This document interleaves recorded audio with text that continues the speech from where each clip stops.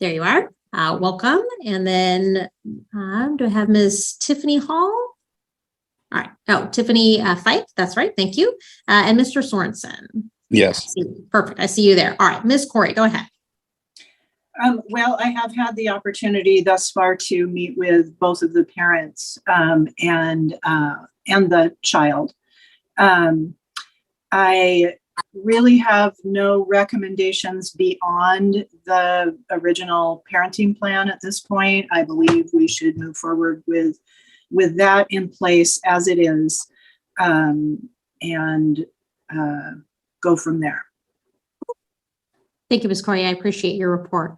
All right. Next, I'm going to turn the time to you, Ms. Fike. At this point, the Guardian Alliance recommendation is to maintain the current parenting plan, at least until she can further her investigation. Would you like to speak to that, Ms. Fike? Yeah, I mean, that's great that she wants to keep it the same and wants to further this investigation. I feel like that's a great idea for her to continue her investigation. Okay, thank you. Mr. Sorensen, go ahead. I feel the same.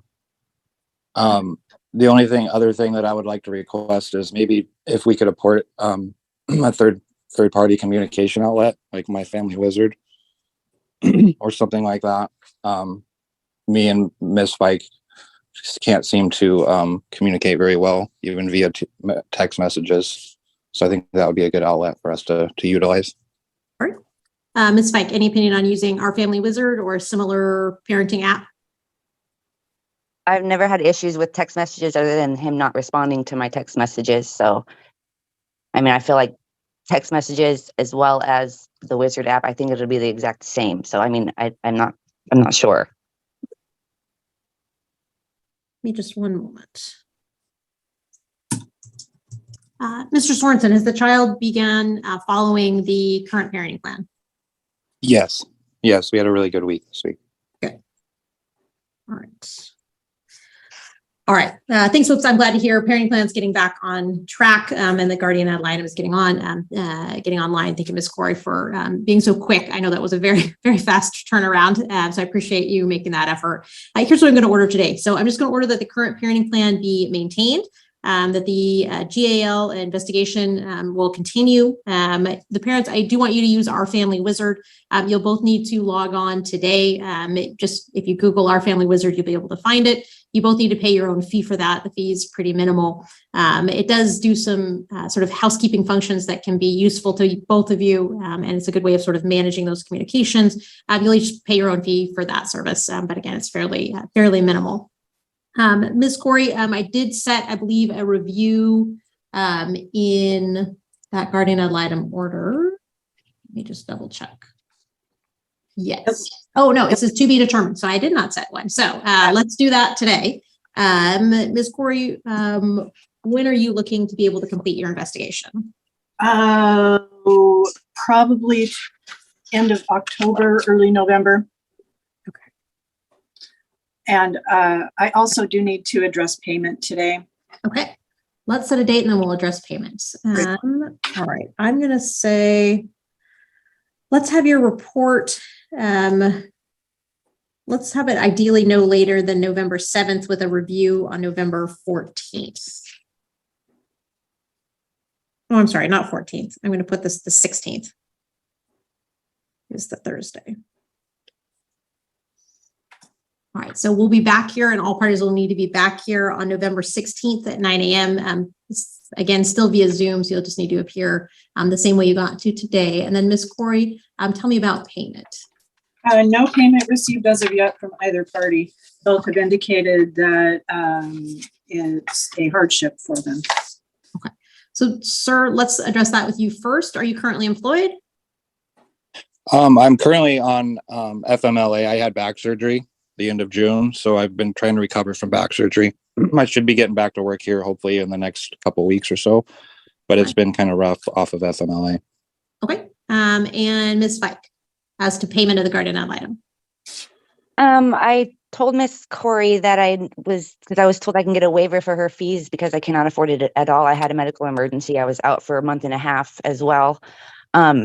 And I even called the clerk's office because I couldn't find that waiver fee, and they even helped me look. The administration at the clerk's office helped me look for that. And they told me to address that in court, that we can't find the waiver fee for her fees.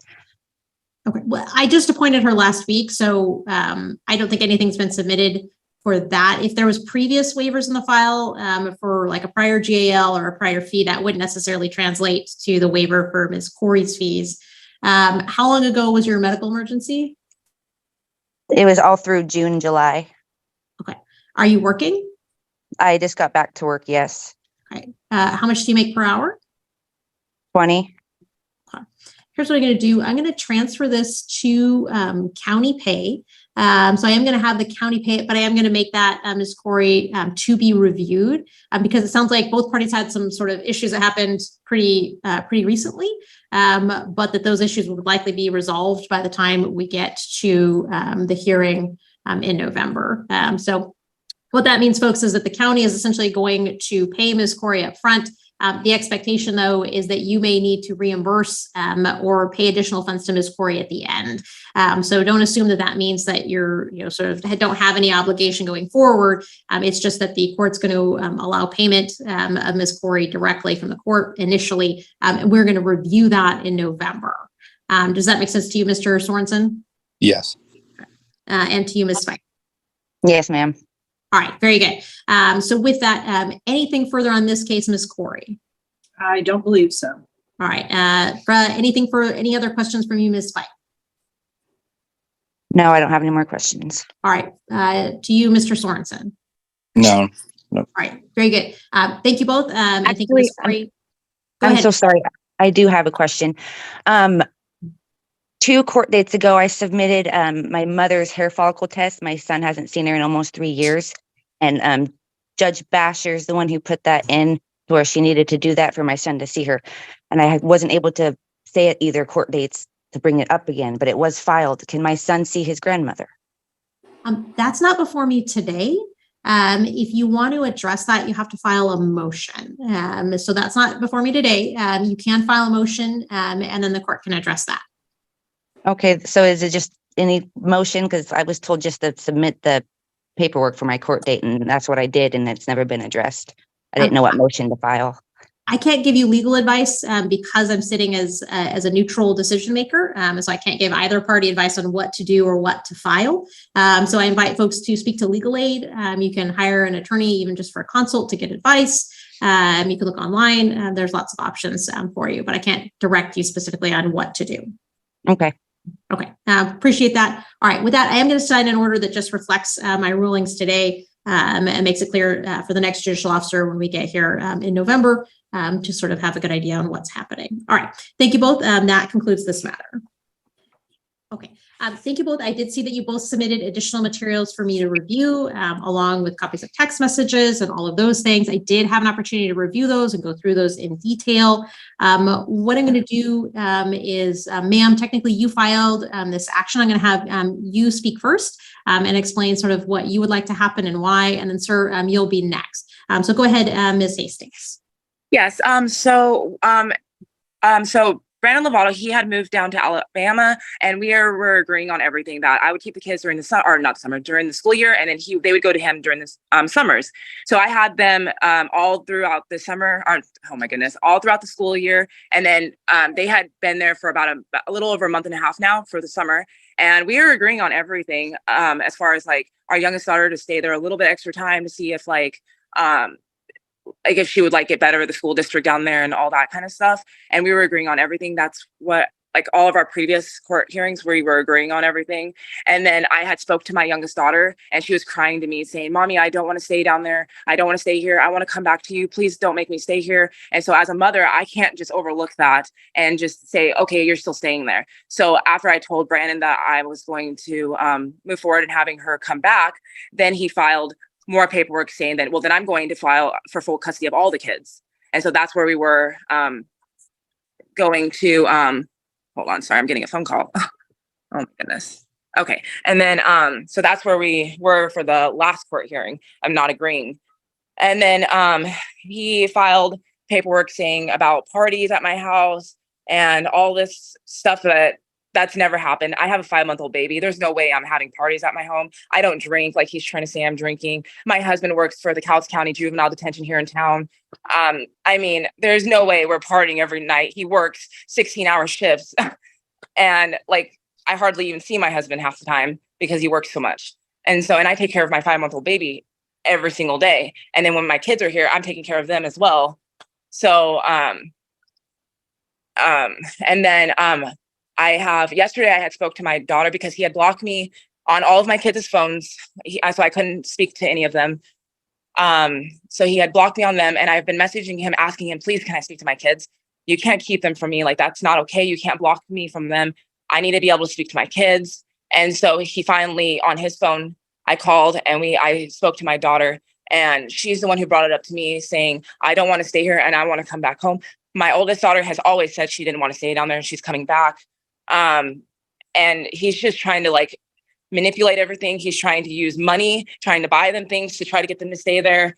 He's, my 10-year-old daughter is telling me that she, I guess they told her about a school there, a college there that I guess it's like the best in the world or something, that the reason why she would want to stay there is because of a college. Like, these things are being said to my kids. And before they even went to Alabama, they didn't even want to go to Alabama. I have all this, like, they have been texting their dad because they all have their own phones, telling their dad they didn't even want to go there. And every phone call while they were here, he would be telling them, you don't have an option. You're coming here, and just telling them they whatever they want, it doesn't matter, that they're still coming down there. And I did explain to them, like, it's important to have a relationship with your dad because I didn't grow up with a dad and I know the importance of having a dad. And so I would just encourage them, like telling them, like, maybe it is a good idea that you just go there. And even if it's for a short time, at least you got to see your dad. And so I convinced them to be able to go. And that's what they did. They went to Alabama. And then as soon as they were there, they were telling me, well, dad's telling us this, dad's telling us this. And then I had a phone call with my 10-year-old, and she told me that she wanted to stay in Alabama. And I was just thrown off. I'm like, wait, what? Like, as any mother, when you're expecting your kids to be coming back after summer and your daughter's telling you now she wants to stay in Alabama, and you're like, wait, what? Like, what happened? Like, you didn't even want to go to Alabama and now you want to stay there? And so, and later come out to find out that he's promising, he's telling my oldest daughter that he's buying her a car if she stays there. And he's been promising all these things to them. He's saying that the girls are telling him things. And then I asked the girls and they're like telling me that they never even said that. And it's all stuff that's never even happened. Like, we had my husband's best friend came from Ohio to stay with us for one night because he hadn't seen him for a year. And we played a game, and I'm 32 years old. I can have a drink, and we had a drink. But we didn't have a party, and he's trying to persuade that we party every night because we had one person over here and my sister over here with her kids. She also has 4 kids of her own. So, yeah. And then he's asking for a guardian ad litem. I think for sure we should have a guardian ad litem, but I didn't know that, like, we can get waivers for like the payment. And I think I would like that, as long as the girls can come back to start school and the guardian ad litem come to my home to interview all of us in our home and the kids. Okay, thank you. Sir, this is your opportunity to tell me what you want me to order and why. Yes, ma'am.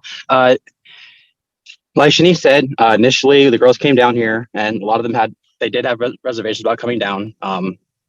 And I did tell them, like, no, they need to come down because, I wanted to see them and I want to spend time with them. And when they did get down here,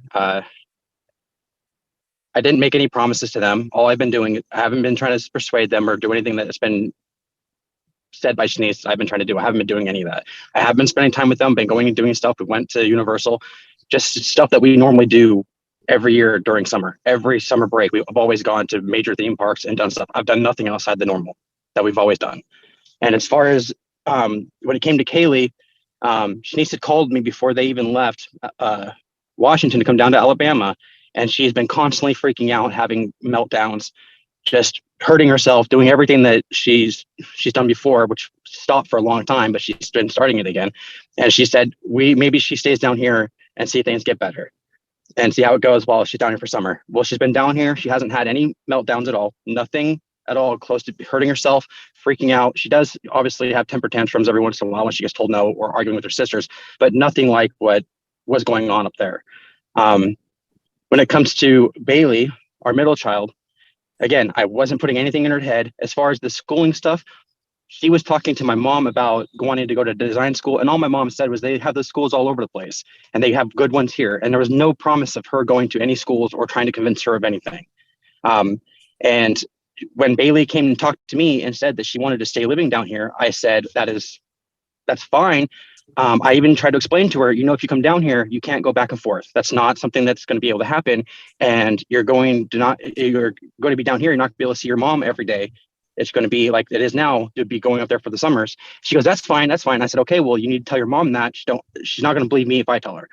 And the second she called her mom up, all three of the girls are around her. And the second she told her mom, she immediately started guilting her into trying to change her mind, saying, if you really loved me, how could you do this to me? If you really cared about me, you would want to stay there. And just kept railing on her. And then when Bailey said to her, well, I spend time away from dad and I mean, I can spend time away from you. And she immediately said, because your dad doesn't care about you. And Bailey just starts crying and saying, I'm sorry, mom, the entire time continuing to get told that if she really loved her, she really cared, she wouldn't be doing this. Like, how dare you? And and I was just like, okay, this is enough. And I confronted Shanice about it. And she tried to tell me that it's just me brainwashing her. And she even told Bailey if they weren't back on a plane tomorrow, she was going to have me arrested. When I talked to Shanice about it, she even threatened, saying she already called the police and that the next time she calls them, I'm going to get arrested and they're going to take the kids from me. And I was just like, okay, this is done. I'm done doing this. And after that date, all the girls started confiding in me with everything that's going on at the house. And all of them said that, yeah, mom and Dustin drink all the time. Yeah, people are over all the time. They're talking about how her sister is having sex with multiple different men, not at the same time, but different men on the couch when she stays the night, that they're constantly getting drunk. And my oldest was talking about her new boyfriend that comes over all the time. He's over there. He's always blaring music, always talking about suicide, his past suicide attempts.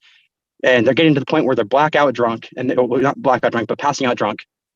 And this is what's going on constantly. And then she said one of the last times he was over there, he went and grabbed, she said it was a shotgun. And I said, okay, so like an actual big shotgun. She's like the one that you go hunting deer with. And I was like, so a 308 rifle. And she goes, yeah, I think that's it. And he pulled it out. And this gun is sitting there getting held to, he's holding it to his own chest, telling Dustin to pull the trigger while he's wearing a bulletproof vest.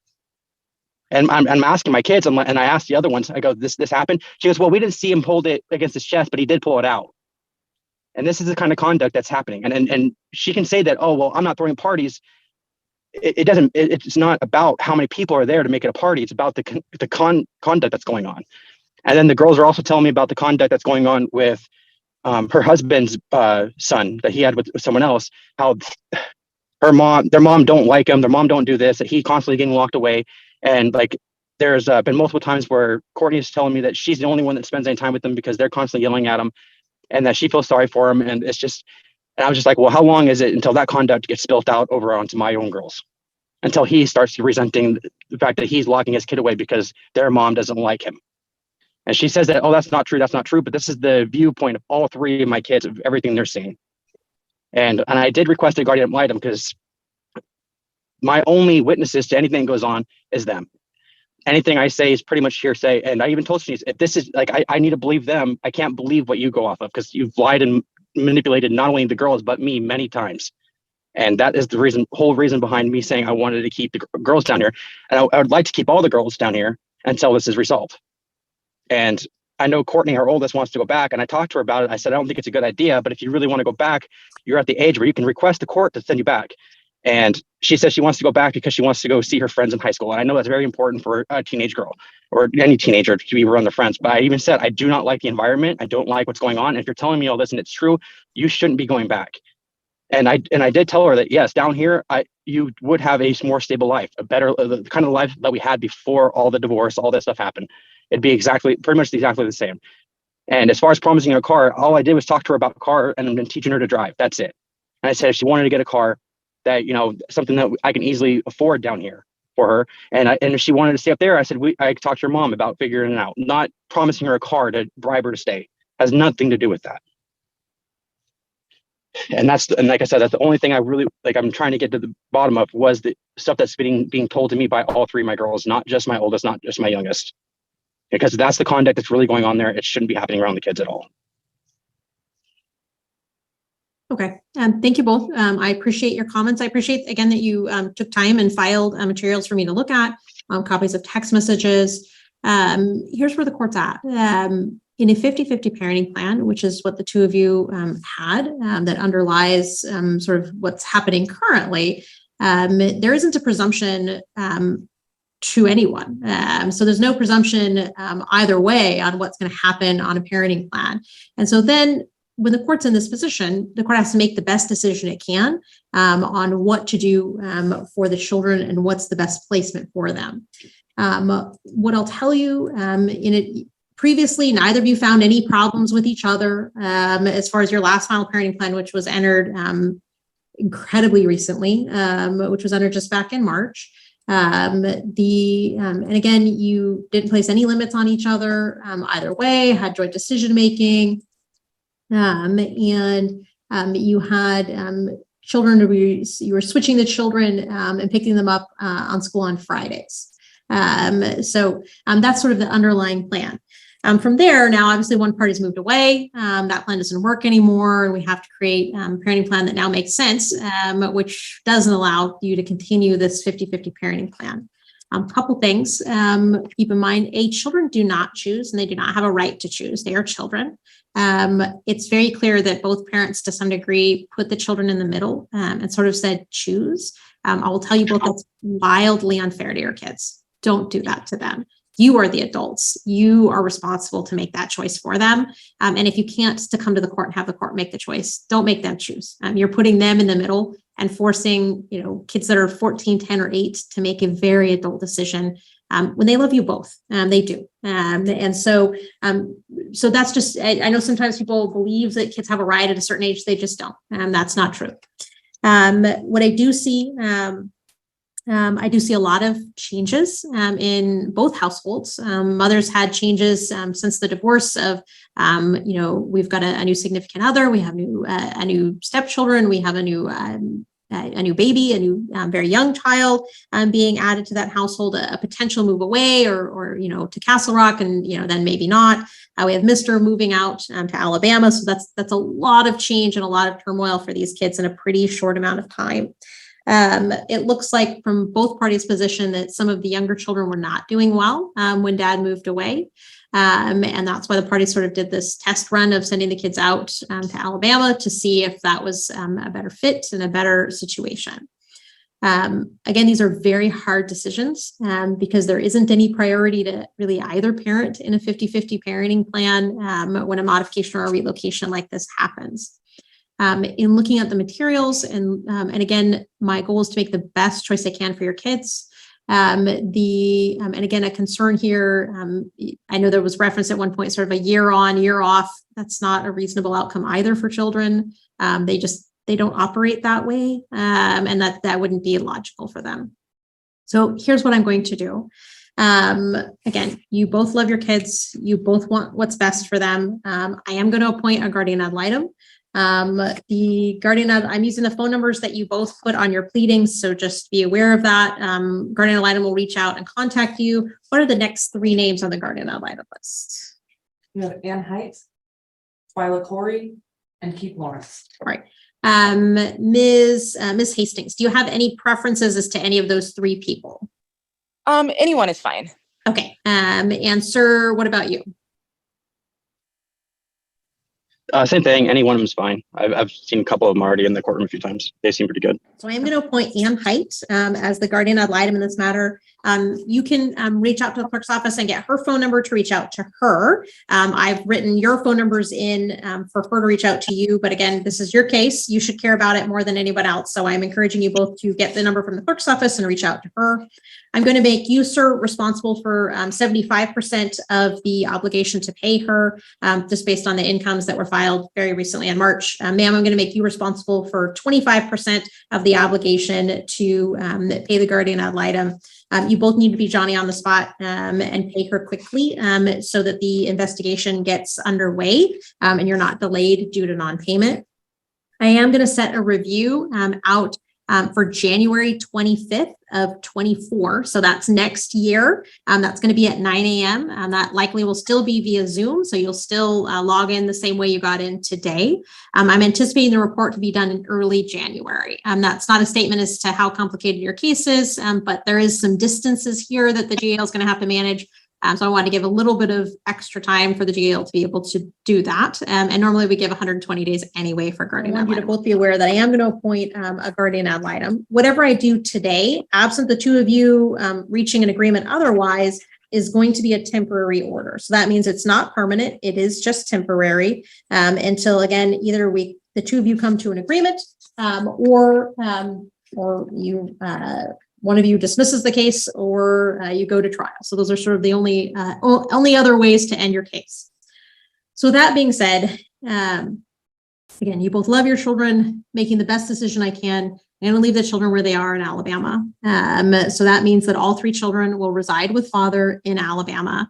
Again, this is a temporary order. It is not a final order. Children should have adequate calls, text messages, and access to devices to contact mom. So there shouldn't be any significant restrictions. Again, do not guilt trip children. Do not tell them that they can choose. Do not invite them to misbehave. None of those things will work out well for the party doing them. Ultimately, your children will resent you doing that, and it will harm your relationship with them. So children are going to reside in Alabama. They need to be registered for school immediately. What I'm going to do is I'm not filling out an entire parenting plan, but I am going to fill out a bench order that makes it clear that these children are going to reside with father and father's to enroll them in school in the state where he's at. I don't want them. Sounded like there were some issues with the school. So Mr. That you should be able to contact the clerk's office later today to facilitate getting a copy of that order. So that hopefully that will facilitate the children getting into school where they are. Mother needs to have substantial visits. So I'm going to leave it up to the two of you to see if you can work that out. If you can't work that out, what I'm going to do is I'm going to set this matter over for 2 weeks to give you two an opportunity to see if you can work that out, what that looks like for yourselves. You know your lives better than I ever will. But I'll give you some broad strokes. It's not that children just come home on the summer. I would anticipate at a minimum a visit at Thanksgiving or Christmas time that's more substantial, and a visit at spring break, and then significant summertime until the court case can be resolved. That I know that's going to involve plane flights and that's going to involve funds. And so as a result of that, I want to give the two of you an opportunity to talk about it and see if you can reach an agreement on what that's going to look like for yourselves.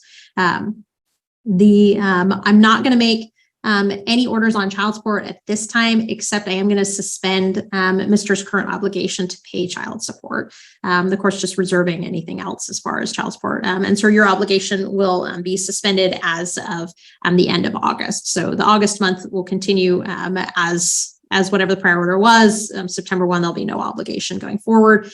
Please note if you're paying through the Division of Child Support, it may take a little bit of time for that order to actually process through to the Division of Child Support. So if they're garnishing money out of your check, that may still happen for the month of September because that order has not yet made it to the Division of Child Support.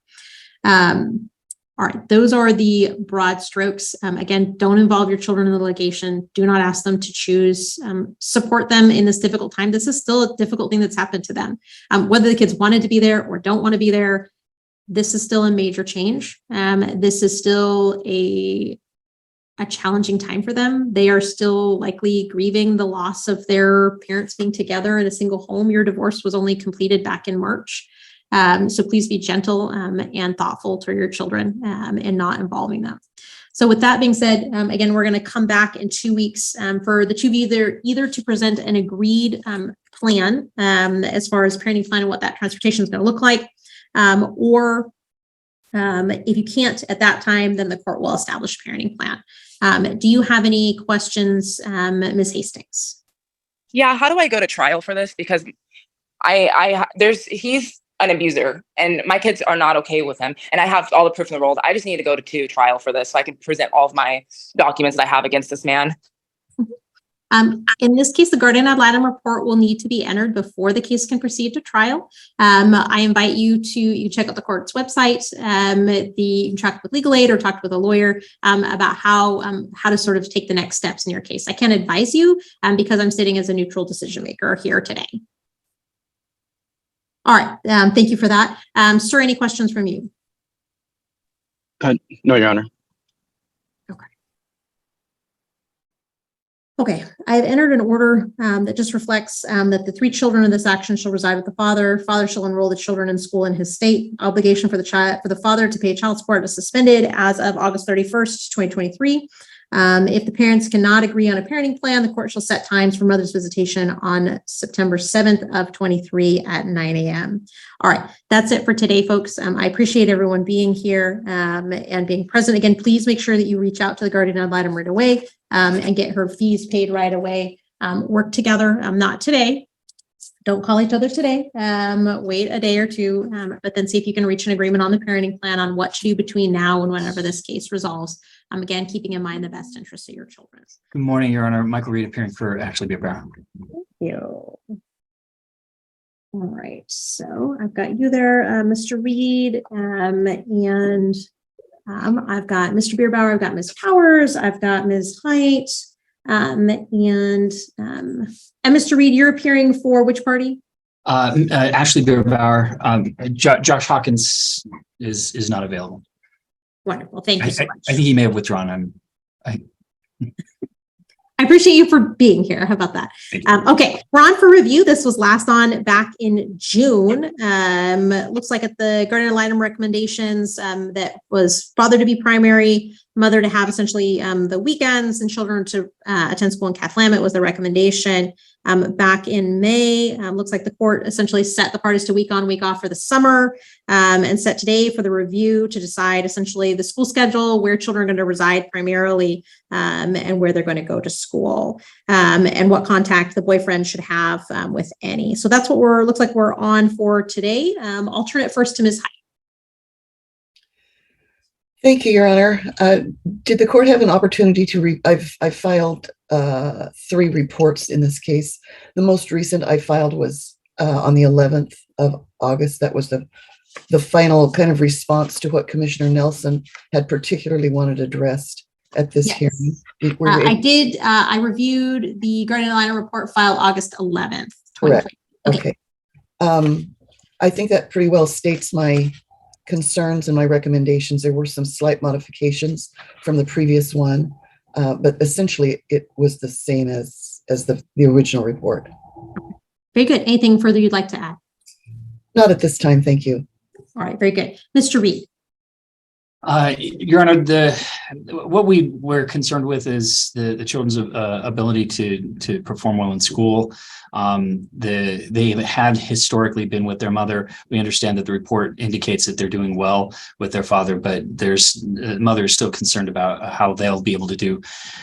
She notes that this is a significant change from what was going on before this case was brought up, and she is still just concerned about their welfare. She is more concerned about their welfare than she is about Mr. Williams, which I would understand would be the court's concern at this point.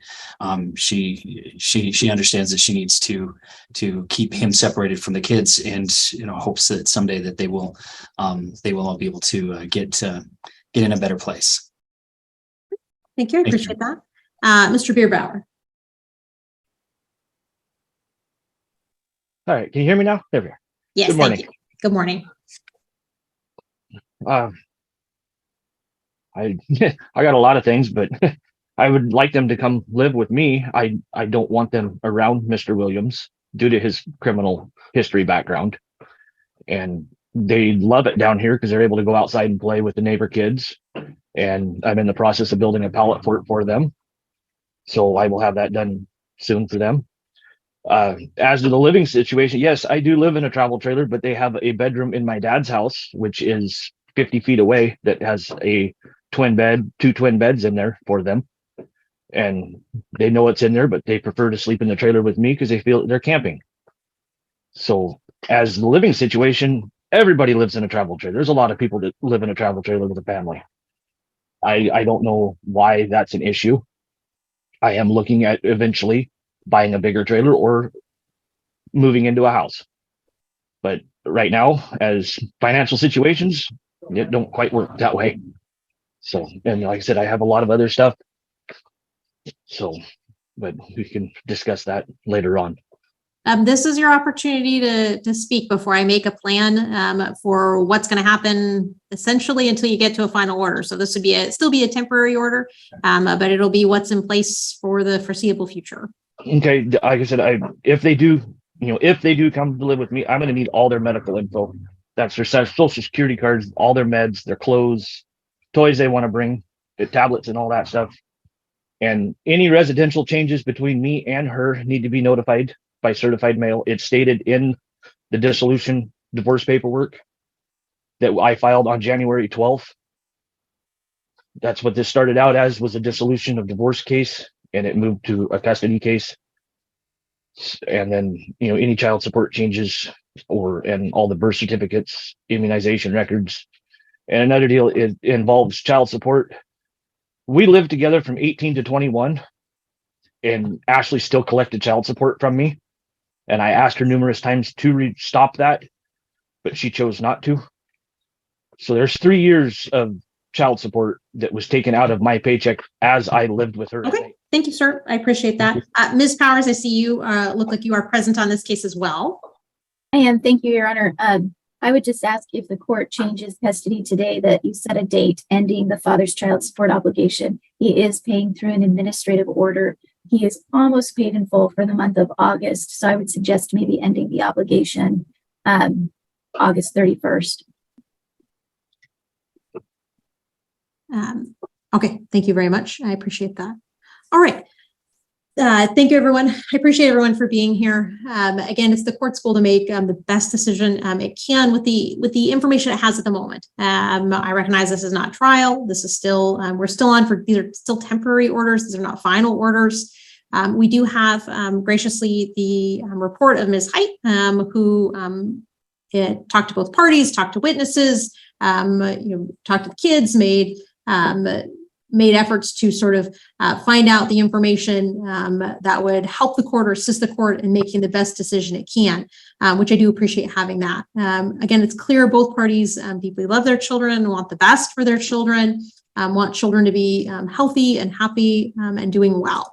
And that's good. That bodes well for the children ultimately doing well in the long term.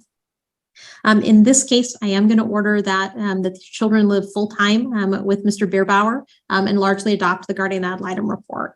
Mother will have the children every first, third, and fifth weekend.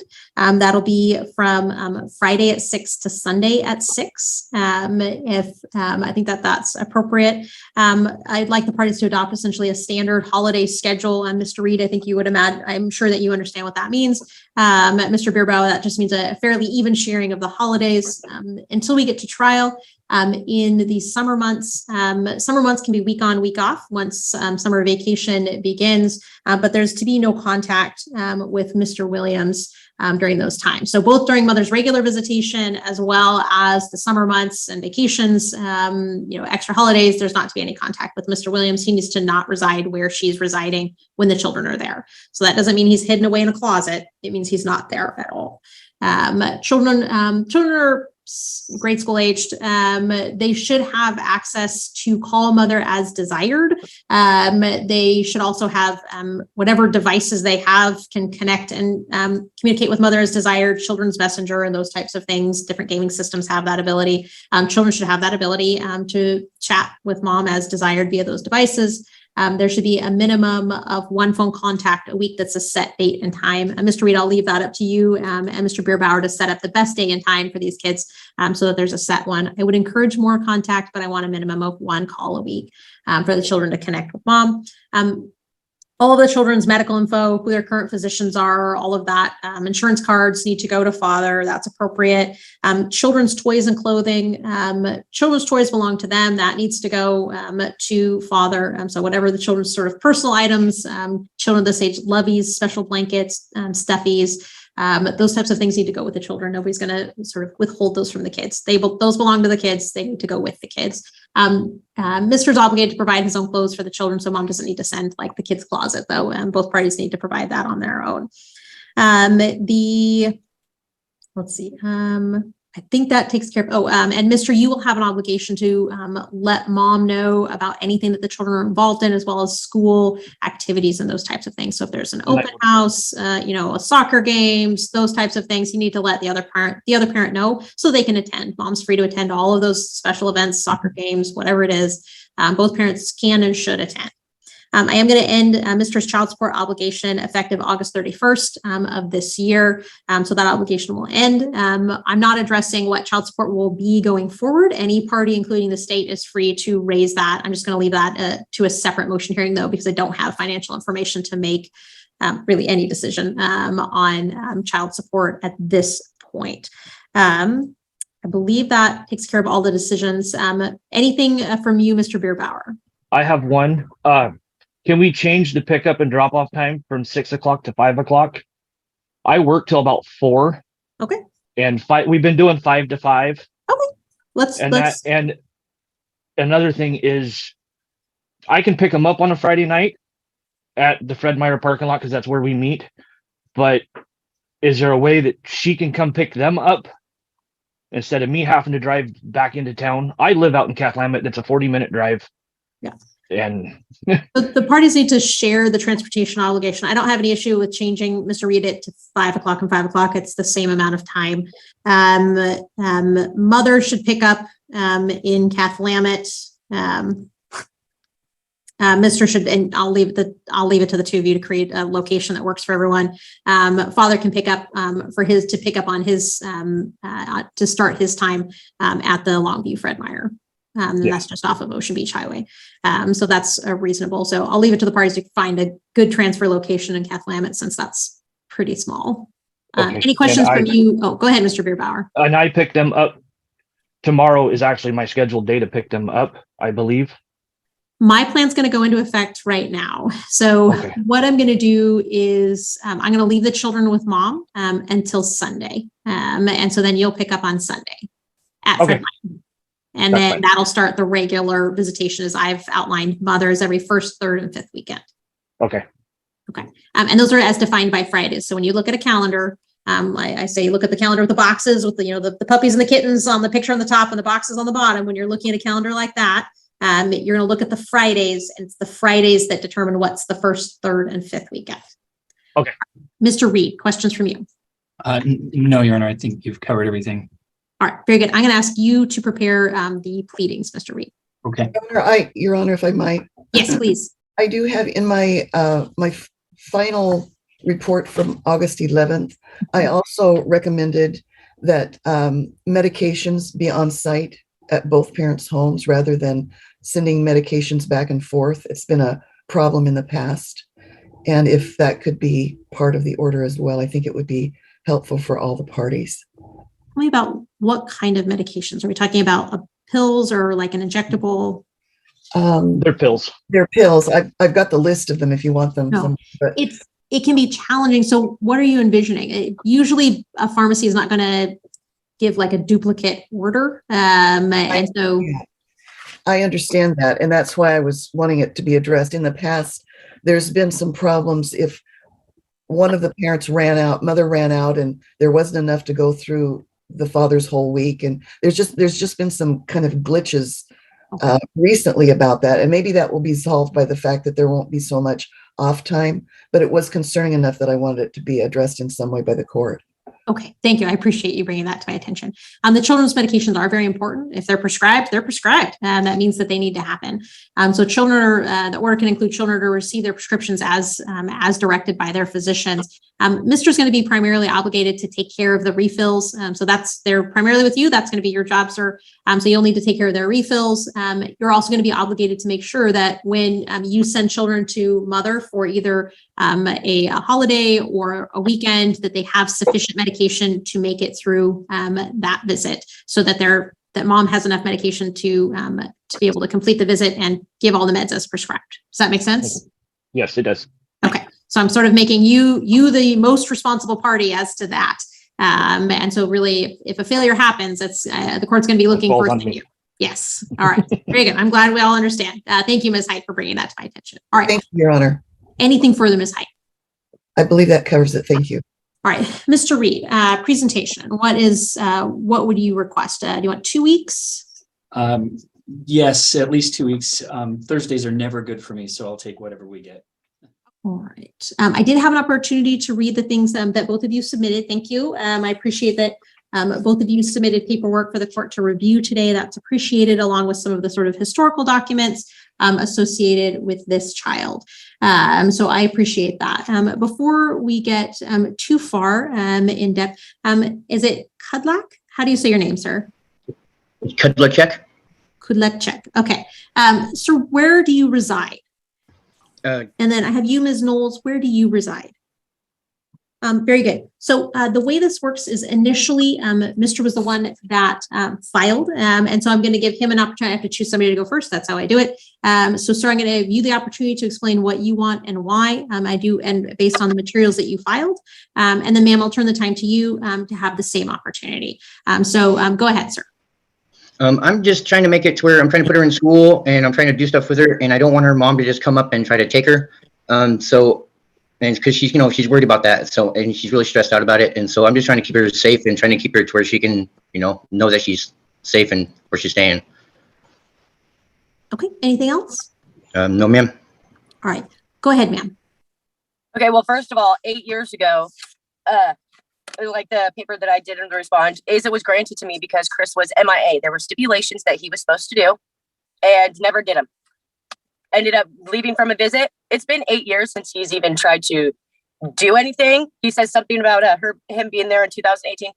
I mean, Asa might have went a weekend, or that's about it. Asa assaulted me. She got in trouble. She got a judge's order. She went to juvie. She got an assault floor. They put it in a deferred disposition. She got court ordered to do counseling. She got court ordered to do multiple things that her and I've been doing. She got mad and ran away. She went to Christopher Kudlacek's. And yeah, I don't let her have social media because she snuck out. She posted his half naked pictures of her. She's 12 years old. And him saying that he wants to keep her safe. Where has he been for 8 years? I mean, as you can see, there's numerous stipulations from a judge that we saw that he has not done at all. I mean, in 8 years, that's a long time. I'm pretty sure you could get that stuff done when you care for your daughter. I mean, there's just like I put into the order, they're giving Asa drugs. There's black and white. Her saying she's getting it from her cousin. Don't sit there and roll your eyes. That's not appropriate. I mean, I feel that Asa's not safe where she's at. I mean, it's been 8 years. I called the sheriff. It's not stalking. I'm looking for my missing child. She's still reported missing. Yeah, I called crisis response and had them go out there because just like I put in the response, she's suicidal. She got mad from the judge because she assaulted me and there's actions to her consequences. And she ran away. After she ran away, I found all this stuff saying she's going to kill herself. She's taking pills to do this. That's why I called crisis response with her counselor, set that up, and her probation officer and CPS set that up. But it was refused from Mr. Kudlacek and Connie at 252. What was refused? Asa, crisis response was there to transport her for intake. Okay. For all the suicidal notes and stuff that I put in. He doesn't even know her birthday. If you look at the paper, the order, he put her birthday in wrong. Her birthday's not January 20th. And this is, 8 years ago. He didn't even put his birthday right on the birth certificate. His own. So that's null and void because when you search it up, it's not his. And if he wants to talk about that, maybe we should do a DNA test. But I feel under the stipulations, Asa needs to come back. She hasn't been around him. They haven't done anything in 8 years. And it's more him, like with this paper, it's not just his phone number. He has his mom's email. Why isn't it just between him and I? Asa is supposed to start school on Tuesday. She has an intake. She hasn't done any of her counseling for her deferred disposition. She has less than 20 days to do what she needs to do, or she will be charged with that assault. And I don't feel it's right for her to run away and not have to do what the judge ordered when she assaulted somebody. She's supposed to be starting school on Tuesday. It's been almost 2 months and she's still reported missing. Haven't had contact. He wants to put in a restraining order. If you also read paperwork from the Oregon judge, because he didn't do what he was supposed to do, he's not supposed to be around her. I just feel like, Asa needs to come back home because, I've been her only provider in over 8 years. No outreach. They haven't been to one school thing. They haven't anything. And them saying that I took Aza out of state before.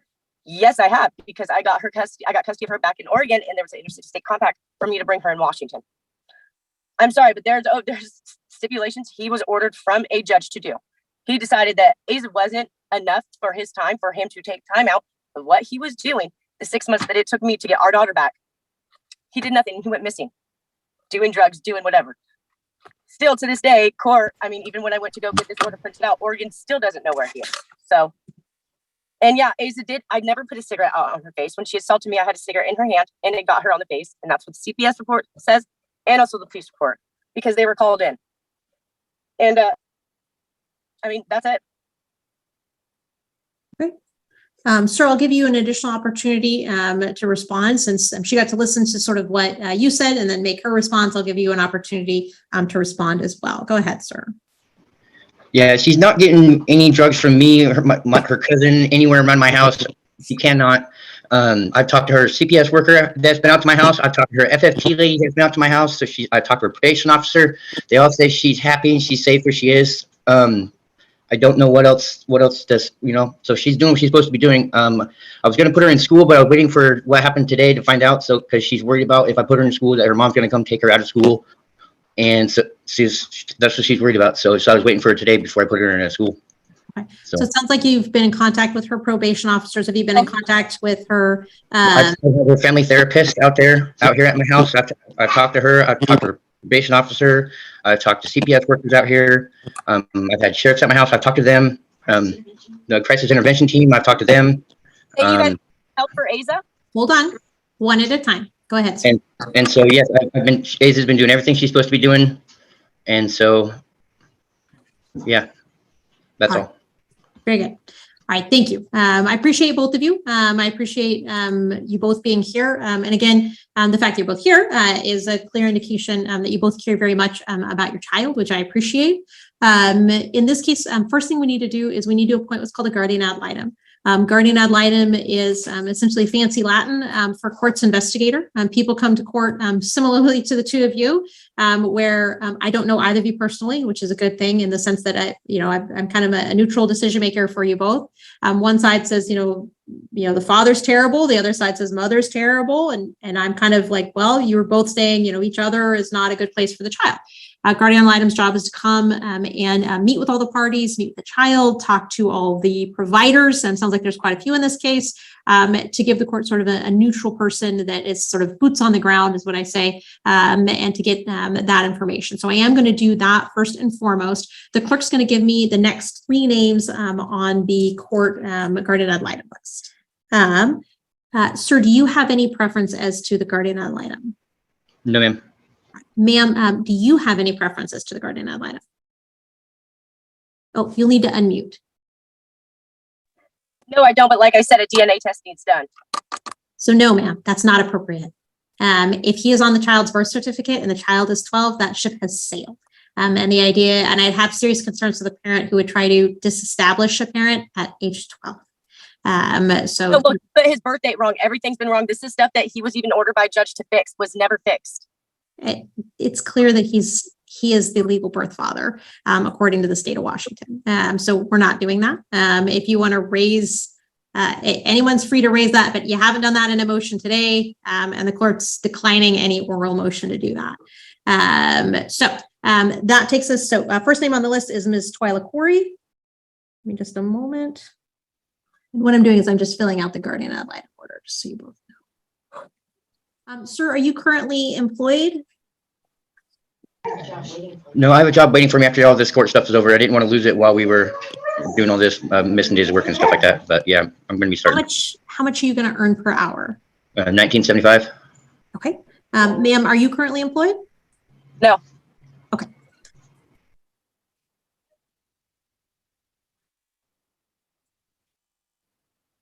I have a question. Yeah, just one moment. Okay. What I have done is I filled out what's called an order appointing the guardian ad litem. I'm appointing Twyla Corey. She's going to investigate all issues regarding establishing a parenting plan for this child. I'm also asking her to look at domestic violence issues, mental health issues, and substance issues as to all of the parties, including the child. I'm going to make her report due in early January with a review of her report January 25th of 2024.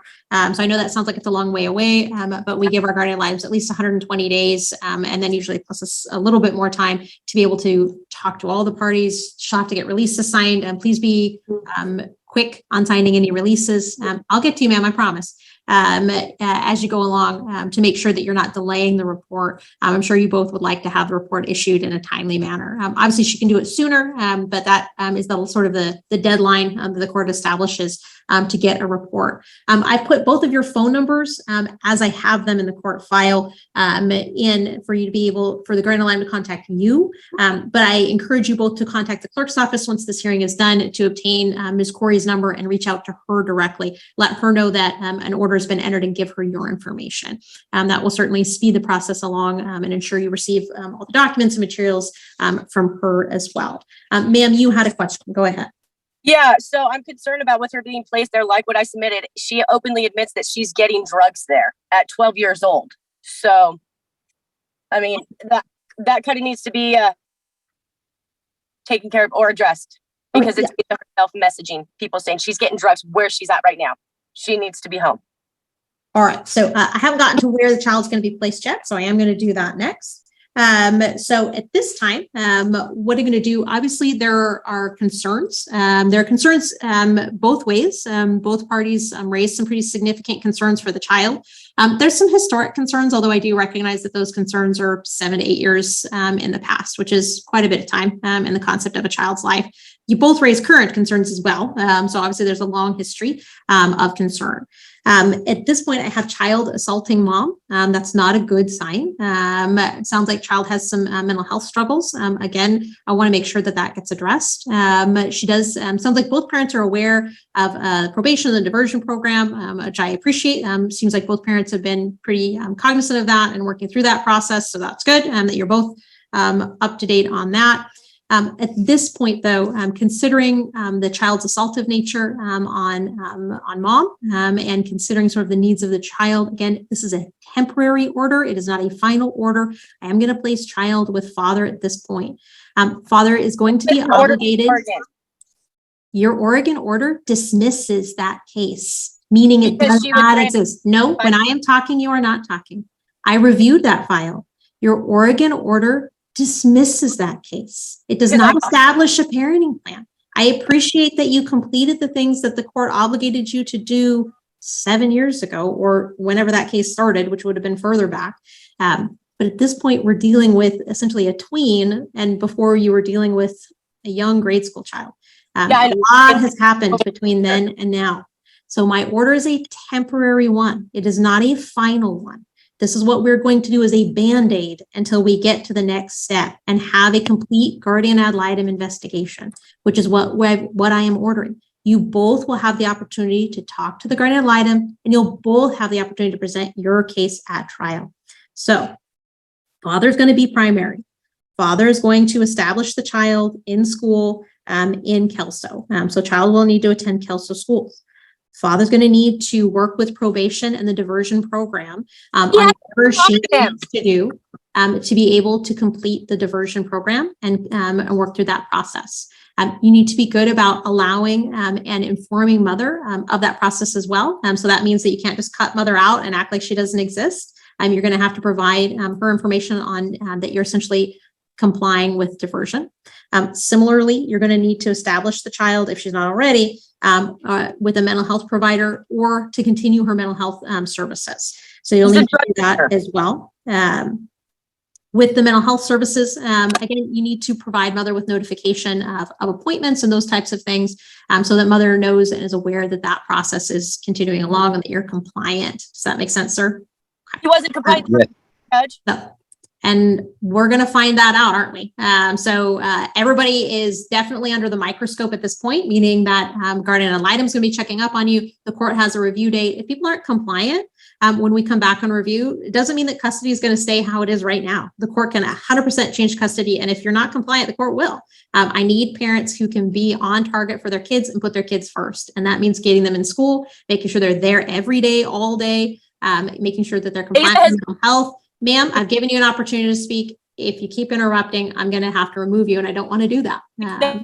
So you're going to have to make sure that child's compliant with probation and the diversion program, and provide proof of that compliance. Do you understand, sir? Yes, ma'am. Okay. I'm also going to order that both of you obtain a program called Our Family Wizard. If you Google it, Our Family Wizard, you'll be able to find it online. It's an app that you can enroll in or you download to your phone. It's a de minimis cost to you both, but it allows you to communicate with each other through essentially a portal. Well, that'll be your choice, ma'am. Sir, whether or not she complies, I expect you to comply. So you'll need to download Our Family Wizard. You're each going to pay your own fee for that service, and then provide your own fee for that service. And then that's how you'll provide mother with information. So you can use that to download documents and send those to her appointment notifications and those types of things. I do want to set up visitation for mother. I am concerned about what that's going to look like. Here's what I'm going to do. I am going to set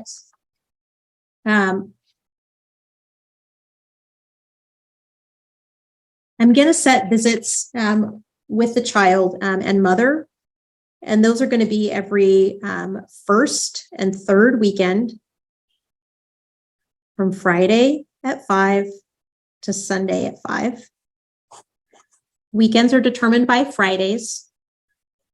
I'm going to have the exchanges be at the Kelso Safeway parking lot. Neither parent is to exit their vehicle. This is a 12-year-old. She can transport herself between the cars. So parents don't talk at exchanges. You don't get out of your cars. You don't make it a whole drama. Child exchanges herself. So she goes from your car to Mrs. and then on Sunday, she'll come back in the same fashion. Do you understand, sir? Yes, ma'am. I had a question. I had a parenting plan search, and it's on the 7th of September. What are we doing about that? Is that not? Is it a proposed parenting plan? Yes. Okay. 7th of September of what was filed?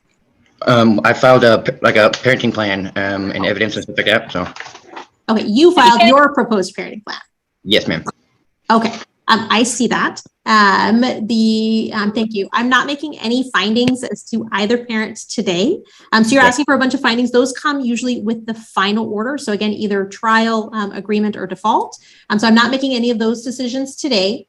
I am going to leave decision making. I'm going to put decision making with father at the moment because I don't believe the two of you can jointly decide anything. That's unfortunate, but based on the presentation today, I don't believe anyone can decide that. Yes, ma'am. The reason why DNA hasn't been brought up because he hasn't been in her life for the past 8 years. It was brought up in Oregon. He never came back and he left. That's why it has not been taken care of. Okay. In the birth, it was brought up when she was 4 years old. Okay, I appreciate that. Okay. At this point, I do have the sealed document listing him as the parent. Even if there's some Scrivener's error as to the birth date, that does not invalidate him as a parent. Going back to the parenting plan, so I'm going to have father make decisions, not making any findings to either parent at this time. Custodian is father. Talked about visits already. Mother is to have we'll be at Christmas before you're back to review. So I want to until her birthday, I can't see my daughter. So I've never had a child complain about having 2 birthday parties. And so you'll each celebrate child's birthday on her time. On Christmas, ma'am, if you cannot manage yourself, you'll be excused from the hearing. I'm going to order for Christmas, mothers to have the child from 5 p.m. the day school releases until Christmas Eve at 8 p.m. And then fathers to have the child from Christmas Eve at 8 p.m. until school resumes.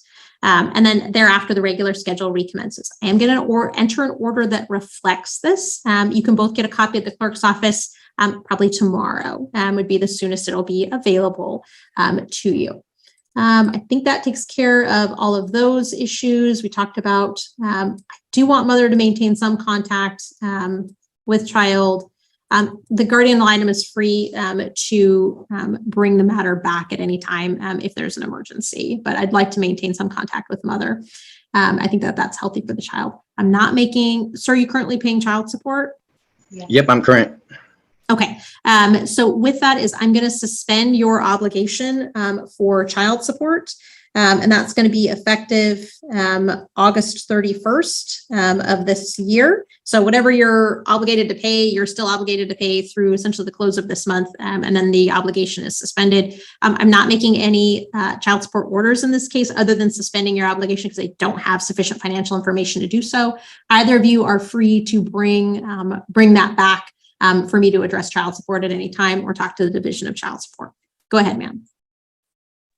What about my court date on next week? The court date next week, what is your court date for? The restraining order, the response to his restraining order? Okay, I'm not entering a restraining order on either of you at this point. So there was a temporary restraining order entered to ensure sort of compliance between last week and this week. I'm denying all restraining orders as to both parties, but you both have to comply with the court's orders. So if one of you starts not complying, then a restraining order can be appropriate. But at this point, I'm denying all restraining orders as that either of you have requested at this time. It seems that the main issue was establishing a parenting plan and that there was a lot of fear about the child being taken from one home to the other. And now that you have a court order, that makes it clear what both of your obligations are and what your visitation or residential time is. All right, so you should be able to get a copy of those orders. Again, tomorrow is a good time to get those. Ma'am, go ahead. So these people have not been in her life or anything for 8 years, and you're just saying.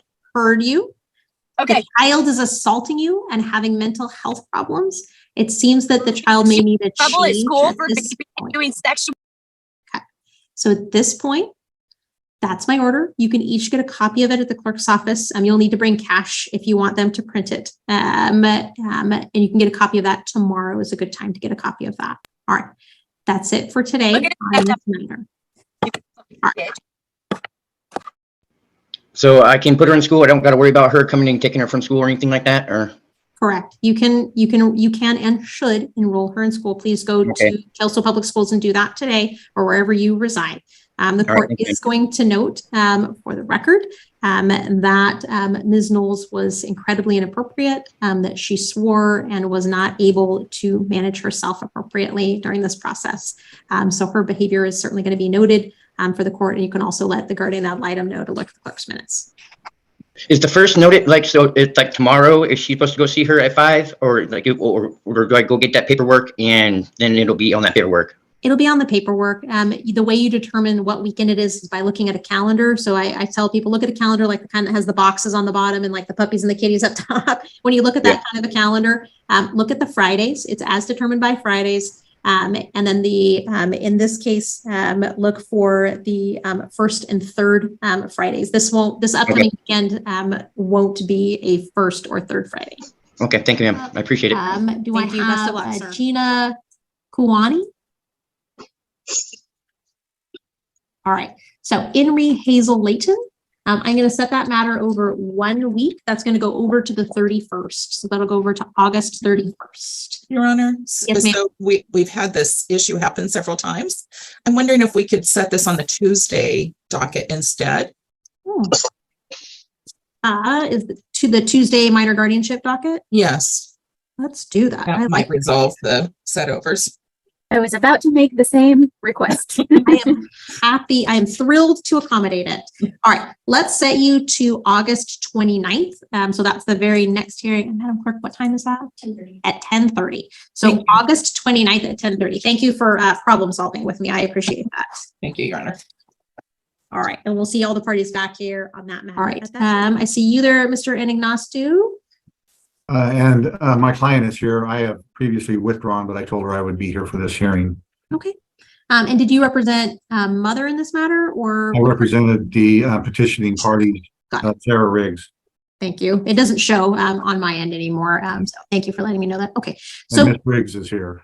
All right. Very good. So in this matter, we were last before the court back in March. The court set today as a review. Specifically, the court was previously looking for proof of 60 days of SUD or substance abuse treatment, a clean hair follicle, and proof of compliance with treatment. I don't see anything in the court file regarding that. Mr. Anagnostou, would you like to speak to any of that? Yes, Your Honor.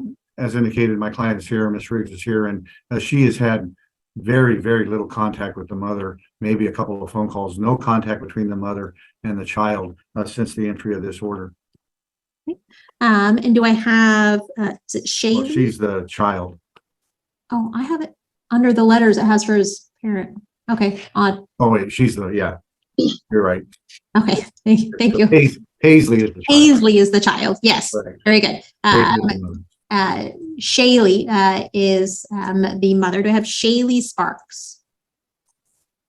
Okay, no one's appearing. So this was essentially set up as a, when I look at the court file, as a review. The idea being that if mother was in compliance, doing treatment and doing the things that she needed to do, this would be an opportunity to sort of have a set hearing where that could be presented and visitation could be set up. Seeing nothing in the court file, no evidence of compliance. At this point, the court's going to leave the orders as is. I'm not ordering any visitation at this time, and I'm not scheduling any additional reviews at this time. They can be noted back on by either party as desired. Anything further from you, Mr. Anagnostou? Nothing further, Your Honor. All right, very good. That's it for this matter. Thank you. All right, and I have, let's see.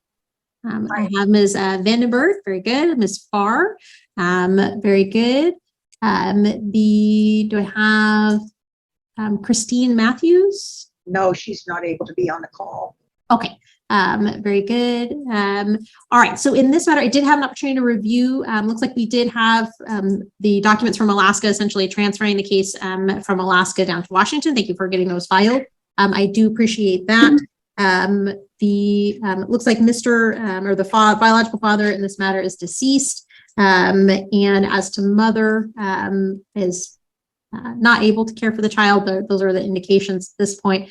What I don't have at this point to be able to enter final documents is proof of service on mother. So I understand that she may be difficult, if not impossible, to find. There are things that need to happen. There are alternative ways to have parties served other than personal service. So personal service is what we call the gold standard for service, but there are alternatives. I don't see that services happen. So Mrs. Vandenberg, would you like to speak to that? I would not know what the other services would be. I mean, nobody has seen or heard from this parent in a very long time. I mean, we actually have adopted 2 of the siblings to this and I've not had any contact with the mom. And they're 21 and 18. So I wouldn't even know how to get a hold of this person. All right, very good. And then Ms. Farr, are you part of this case? Yes, Your Honor. And so this is because this is the guardianship that was previously entered in Alaska. And this is not a new guardianship. This is just appointing successor guardians here in Washington. And mother, there is no way to contact mother. Nobody has any information on her. She's her whereabouts have been unknown for years. Okay. It's still a change in the guardianship, and it's appointing a successor, which is good, but nonetheless, it still is a change that service would be appropriate upon mother. I understand that she may be difficult, if not impossible, to find, but there is the abilities for service by mail, service by email, service by publication. There's a bunch of options. I can't tell you what is the appropriate option in this case, but what I'm going to do is I'm going to send it over 2 weeks, give you the ability to sort of explore those along with Ms. Vandenberg, because I do think it's appropriate that we have the mother served or at least make attempts at service in this case, because we do have a significant change happening that wasn't necessarily contemplated under the original guardianship or conservatorship. Okay, and so Your Honor, just for clarification, so as part of the court visitor, well, I'm a guardian ad litem in this one, but as part of those duties, it's to represent to the court that the parent cannot be found with reasonable efforts. So did you want me to just do a supplemental to my report or? That would be appropriate. If you can provide the court with what efforts have been made, Okay. that would be helpful. Okay. Your Honor, may I ask, does it need to be 2 weeks? This has been ongoing for quite some time, and the child is stressed by all of this because we are only doing it now with a durable power of attorney that can be removed at any time, and this is a hardship to the child. I don't mind putting it over 1 week if everybody thinks they can be ready. So we'll just set it over 1 week. That takes you to August 31st. Your Honor, can we enter the order that accepts the guardianship into Washington? Yes. Let me see if I've got that. Yes, I will do that. And then one other issue is the DCYF info. I have reached out and asked one of the clerks to resubmit that. I need to follow up and see if that's been done or not, but for some reason that info hasn't come back yet, and it was originally requested in May. Oh, that's unusual. Yes, I'll have you work with the clerk to maybe resend that order. Things happen, so resend that so that we can get that information back. All right, anything further from you, Ms. Farr, on this matter?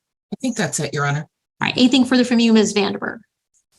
Okay, over 1 week. We'll see you back here in 1 week. This same time, same place, same way you got to the Zoom link today. Excuse me, Your Honor. I'm Charles Clapperton. I'm the child attorney on 23-4- Yes, give me just one moment. And I just wanted to, there's also a termination trial that was set before this. As a matter of fact, I wasn't even sure that I was supposed to enter it. And Judge Evans has taken a 15-minute recess. And so okay, I was. So you're on a 15-minute recess and asking to call that case. Is that fair? Yeah, I just went, wow. Because I was sort of trying to do both at the same time, but I can actually be on with a computer. All right, very good. Let's go ahead and call that. All right, and I've got you, Mr. Clapperton. I've got the state of Washington, and I've got Jennifer Harley, Your Honor, for CCCA. CCCA. All right, thank you. Let's see, I've got Mr. Clapperton for the child. Your Honor, I'm Jennifer Mankowski-Dixon on behalf of DCYF today. Okay. Right, and is there an active dependency associated with this child? There is, Your Honor. Okay, and is there a waiver of jurisdiction? There is, Your Honor, but the department has filed a motion for reconsideration for Judge Scudder, including that waiver of exclusive jurisdiction, and we're awaiting a decision for him on that. We also have a hearing on this, on the dependency matter, on Monday. So I think at this point, department's still opposed to emergency guardianship, and I think probably the most appropriate thing would be to set today's hearing over pending Judge Scudder's decision on that reconsideration motion. I appreciate you letting me know all that information. Does anybody want to be heard solely as to the continuance request? Mr. Clapperton. No, that's actually what I suspected. My magic 8-ball came up and said that's what was going to happen. I do not see the proposed guardian, Kim Peterson. And I did talk to her earlier, telling her that I was not going to be on by Zoom. And I thought she was going to get on, but. All right. If Kim or Donnie Peterson, if you're on the phone, you can press *6 to unmute. All right, Ms. Harley, as to the continuance. CCCA anticipates a continuance. I think the parties had a discussion, and it was, I think, discussed that would be what was happening today. All right, very good. Ms. White. Agree with what Jennifer Mankowski-Dixon has said. All right, and Mr. Rydall or Ryhall, are you involved in this matter? It's real, Your Honor, and I do, and I, it's okay, it's fine.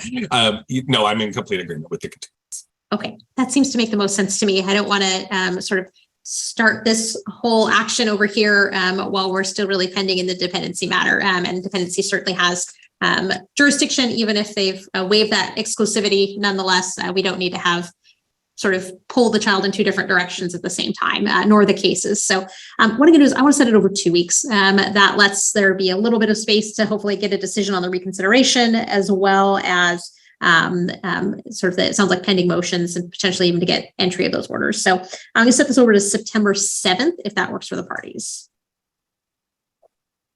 That works for the department, Your Honor.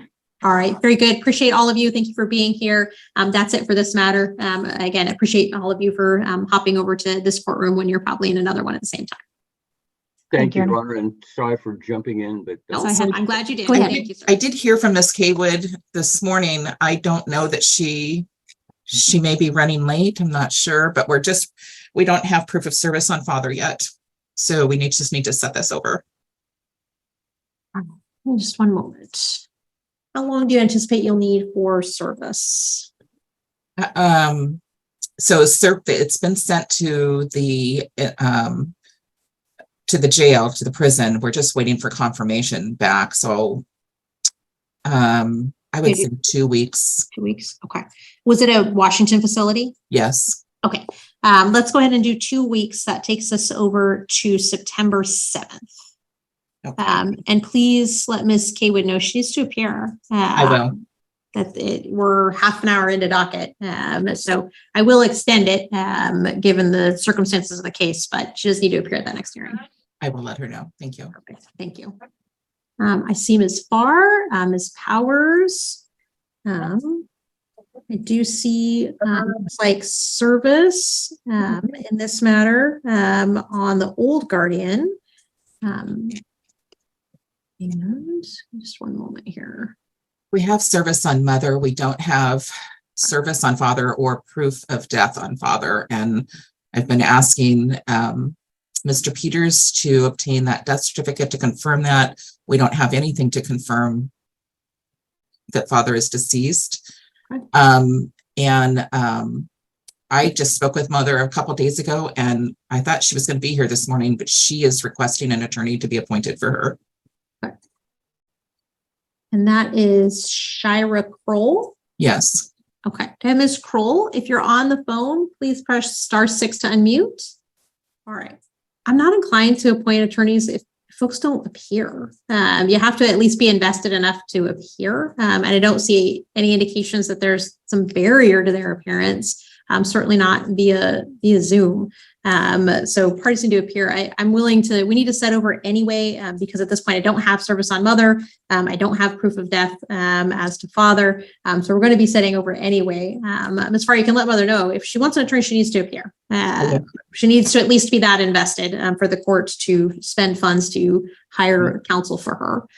She has appeared at most of the other hearings. I don't know what the issue is today. Okay.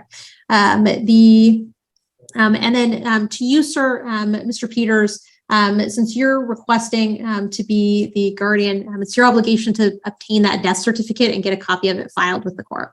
Yes, Your Honor. So I received the application for that death certificate yesterday in the mail, and it's all filled out and going to be sent back to California today with a money order, and then they will send me a copy of said birth certificate. I did obtain Bruno's actual birth certificate through the vital statistics here in Washington, but it's been tricky with dad because I haven't been able to get mom to cooperate in anything with me. And especially even letting me know, like, she knows where he died, what part of California, and she won't tell me.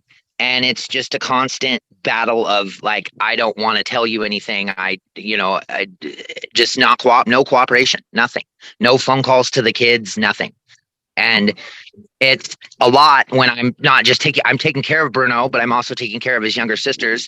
And I have been by myself for a year. And I was in, a domestic relationship with Miss Kroll, and it ended up being a domestic violence relationship, which the kids were, subject to. And that's why I got the court order to get her out. She bit me in the face and had continuous substance abuse problems that wouldn't stop.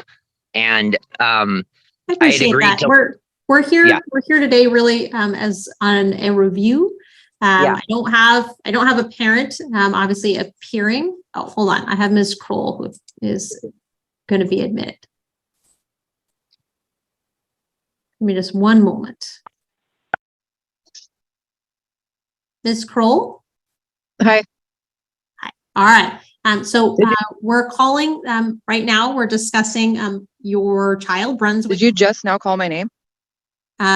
We just started this case a few Oh my moments gosh. ago. That's good. My data wasn't working, so I just was able to log in. I had to go somewhere else. So it's funny, it worked out that way. All right. So in this case, currently, the court has appointed Mr. Peters as the emergency guardian. That doesn't, so that's effectively a temporary order until we can address things further. I have Ms. Farr as well as Ms. Powers representing the state. The concern here is Mrs. Powers. She represents the state of Washington. Okay. I just found out yesterday that I'm able to ask for an attorney. I thought I had to find one on my own. Are you currently employed? No. Okay. So the court will attempt to find you an attorney. I wish I was aware of that a while back because it would have helped a lot. If an attorney is available. So I still encourage, it can be very challenging for us to find counsel for folks. It may take some time. So I do also encourage folks to, if you can find a counsel on your own, I certainly encourage that as well. All right. I will put in an order and the court will work to find you counsel. But again, that's as they are available to do so. I appreciate it. All right. So in this case, sounds like you've received service of the documents in this matter. Is that right? No, they were served to my mother, which I've never told anybody I lived with her. I never got those. I would never have suggested giving them to my mom. We don't really talk a lot. What address do you wish to be served at? I can come pick them up if possible from the courts. If it was easier. I can have you, do you have Ms. Farr's phone number? Yeah. Great. I'm going to have you get a copy I'm going to have you get a copy from Ms. Farr. I appreciate it. Thank you. Okay. Your Honor, our office also needs a way to provide notice to Ms. Kroll about our request for child support. The address we had on file is the same as Mr. Peters, so that's not a very effective address.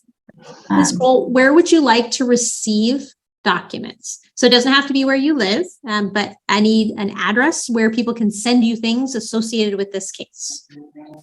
Is it possible to have them emailed? If that's what's the best for you, that is, the court's not going to get in the way of that. Okay. Yeah, it would definitely be easy. Okay. What's your email address that you want the documents sent to? It's SHIR. Okay. It is.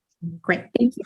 That way the parties can send you emails when things get filed and you can be kept aware of what's happening in the court case. And they don't have to send it to like somebody else, like Ms. Peter, Mr. Peters, and you're not getting the documents to know what's going on. All right. Very good. So, Your Honor, I'm happy to send Ms. Kroll copies. I just don't think that I should be doing a service because I'm a neutral party. I think that's the responsibility of Mr. Peters. Right. Your Honor, Ms. Kroll's mother. Hold on. Here's what we're going to do. Ms. Kroll, would you like to receive the documents via email? That would be helpful. Great. So Mr. Peters, I'm going to have you send those documents, scan them and send them to Ms. Kroll via email. Okay. Because she's agreed to accept service of the documents that way. I'll have to write it down. Her mother told me she'd been staying with her. Her mom frequents and visits the kids. But today, none of that matters. The only thing that matters right now is that she's agreed to accept them via email.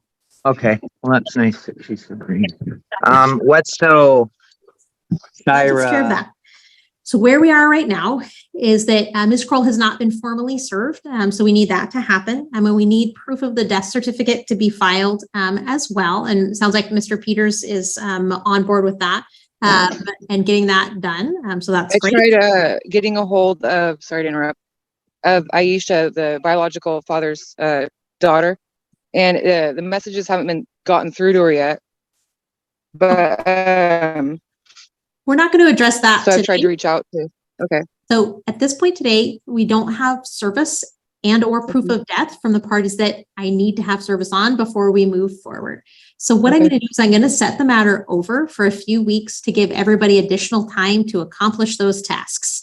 And that also gives Ms. Farr additional time to continue working on her end and getting the materials and information that she needs. All right. So that being understood, I'm going to set the matter over to September 14th. That gives a little bit of time for those things to happen. It sounds like some things are happening via correspondence and that can take some time to complete. Any questions or issues, Ms. Farr? So those are the main issues. There are some other issues, but I don't think this is the appropriate time to go into them. Very good. Appreciate that. Mr. Peters, any issues with setting the matter over to September 14th? No, Your Honor.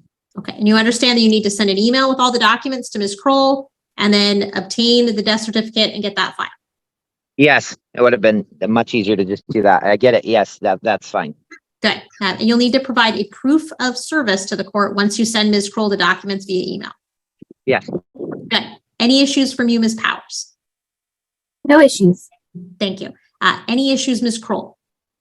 Are we able to, Sherry's giving me a few requirements in order to have visits with Bruno. If I was able to get those done and to her, is she able to approve before our next court date visits with Brunswick or not? Or do we need to wait till then? We're going to wait. If there's an agreement between the parties, that's fine. But otherwise we're going to wait. Just to clarify, what I did tell her was that I would need proof of some drug testing before I could make those recommendations to the court. Perfect. And then appropriate place to visit with. I mean, that's so still work on what Ms. Farr has suggested, Yeah. and then we can review that on the 14th. If visits haven't been agreed to and you've done those things and provided that information to Ms. Farr, then we can address that on the 14th. Thank you. All right, that's it for this matter. Thank you all. I'll enter an order that extends the current orders out through the 14th and also allows service via email on Ms. Kroll. Thank you. Thank you so much. Thank you, Your Honor. Ms. Bliss, representing the child. Mr. Anagnostou representing the respondent, Ms. Jones. I've got Ms. Gunnell and I've got Ms. Jones there. Great. All right. Very good. So we're last before the court on this. So Kylie is 15. We're last before the court just a week ago. Continue the matter out. Give everybody an opportunity. Oh, I have you, Mr. Gojak. Thank you. Continue the matter out just to give everybody a chance to talk with their clients, meet with their clients before coming back to court. Looks like service. We do have service on everybody. All right. So with that, It's pronounced Kayla. Kayla, thank you. Thank you for correcting me. And she just turned 16 a couple weeks ago. All right, very good. And she is present on the call today, Your Honor. All right. Is she just with you in your office, Ms. Bliss? No, she's Very listed. good. Thank you. All right. So this case has been pending back since July. And so I'm going to start, give me just one moment. All right. And I've got, do I have Charles Jones? Your Honor, this is Jennifer Gunnell for Charles and Vicki Jones. They are present. And I do apologize. I'm getting a notification. I'm having an unstable connection, so I'm calling in. Very good. Thank you. That clarifies. You can hear me okay? Yeah. Yes, thank you. Yeah, All right. thank you. So I'm going to go ahead and start with you, Ms. Gunnels. Go ahead. Sure, Your Honor. So we currently have the petition for emergency minor guardianship and a petition for full guardianship. When we last, as you pointed out, we gave everybody time to talk to their clients and file whatever needed to be filed. The only thing I've received is a declaration of Becky Jones, who is Kayla's grandmother, who she was living with before she was living with my clients. So I don't know if other parties still need a continuance or if they're planning to file anything that needs to be heard. So I guess I'll kick it back to other counsel. All right, very good. So Ms. Bliss, I'll turn it to you first as the child's representative. Kayla is in agreement with this guardianship. She is happy and thriving in her aunt and uncle's home. She would like the court to address visitation if the emergency guardianship is approved. So I'll hold off on that argument. But as for the guardianship, she is in agreement and would like to remain in her current household. All right, very good. Mr. Anagnostou. Oh, you'll have to unmute, sir. Yes, Your Honor, I represent Danielle Jones, the mother, and she's filed a declaration, and I assume I got that out to everybody last week. So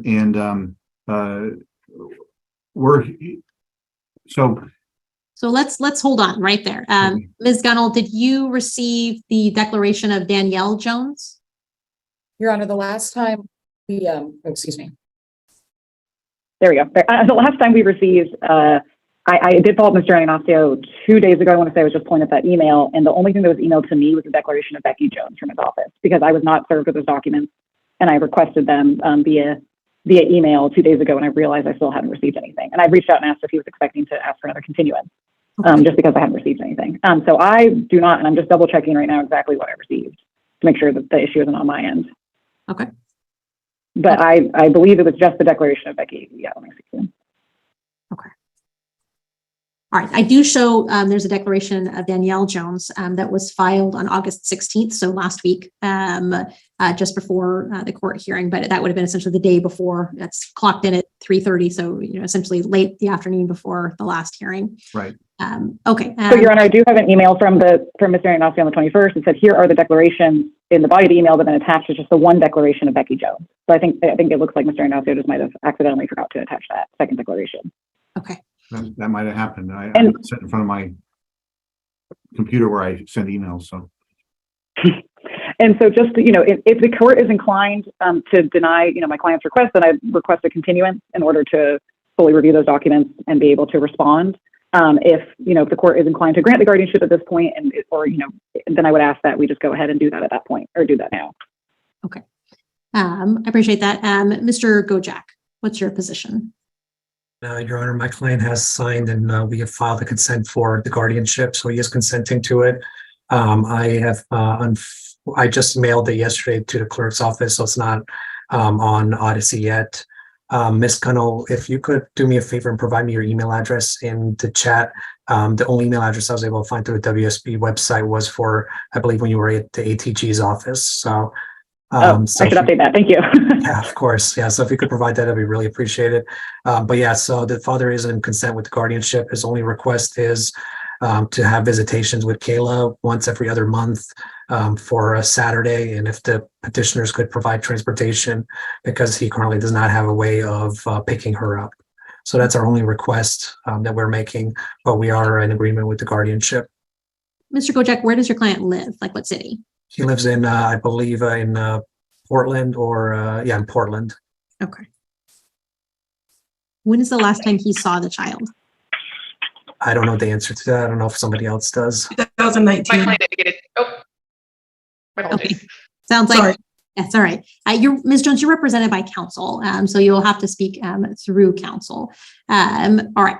Sounds like it was Ms. Bliss. Would your client agree it was several years ago? Yes, Your Honor, my client indicated it was about 2019. Does your client desire visits with the father this time? She does. I don't think she has any objection to Mr. Gojak's request. I think she was hoping to start with maybe texting, slow reintroductions. I think that's already kind of been occurring, but maybe getting that to be a little bit more consistent. She doesn't have any concerns with meeting him at a park or the mall or, something in a public location, at least for the first few visits. Okay, thank you. All right. I appreciate that. It sounds like the declaration of Danielle Jones was not forwarded. My preference is to go forward nonetheless. Ms. Gunnell, do you have access to Odyssey? Your Honor, I do. Okay, it's there. I'll ask that you just go ahead. So what I'm going to do is, I think I have one other case on my docket to handle, which will be quick. And so what I'm going to do is I'm just going to sort of pause this matter real quick. I'm going to take one intervening matter, give you an opportunity to review that declaration. We have everyone here. I hate to kind of kick the case down the road one more time. So give you an opportunity to review that, and then I'll give you some latitude on responding to that. So Your Honor, and Mr. Ignacio, could you please email that to me as well? Because my paralegal is the one that does the Odyssey, and she's out for the next hour, I believe. So I do have access to Odyssey. I should have just asked her that via email. Yeah, I can also forward it to you right now. I have my computer available. Thank you. Yes. Perfect. Let's do that. Your Honor, I have a question with regards to, what we're going forward on. So with regards, I call it the main guardianship case and then the emergency guardianship case. The emergency guardianship case is what's before the court today. And the main guardianship case would go on to the universal trial assignment docket to get a trial date for us to be prepared with witnesses and those type of things. My client hasn't signed a consent for the guardianship, and that's my understanding of the procedure we use in Cowles County. I don't disagree with you. We would be on for essentially the emergency placement of the child. I would appoint a guardian ad litem in the case because I'm not seeing one that we've previously done. So I'd appoint a guardian ad litem, and then I would leave it to the parties to note up for a trial setting if and when you think the case is ready. All right, so I'm going to have Ms. Bliss go ahead and send that document to Ms. Gunnell, read and review. We're going to come back to this case in just one moment. Winkles. You do. My apologies, Your Honor. This was on my calendar for next Tuesday. All right, very good. So that works well for the court. In this matter, I most certainly have a conflict. And so as you are likely aware. So I'm going to set the matter over 1 week. Okay. That'll take you to the 31st. So okay. Anyone interested in the In re Sydney Ray case, over to August 31st. Thank you, Your Honor. All right. Thank you for being here. Thank you for jumping on. Sorry about that. I still have everyone present. Thank you again. Thank you for the courtesy of allowing Ms. Gunnell to review that declaration. All right. I'm going to turn it first to the petitioners since you are the petitioner. And again, this is as to the emergency guardianship. Go ahead, Ms. Gunnell. Thank you, Your Honor. We did file a declaration with the court from Vicki and Charles Jones. So they are Kayla's aunt and uncle. Kayla has been living with them since December of 2022. As the court is aware, everybody is in agreement with regards to the placement of Kayla in this emergency guardianship, except for her mother, Miss Danielle Jones.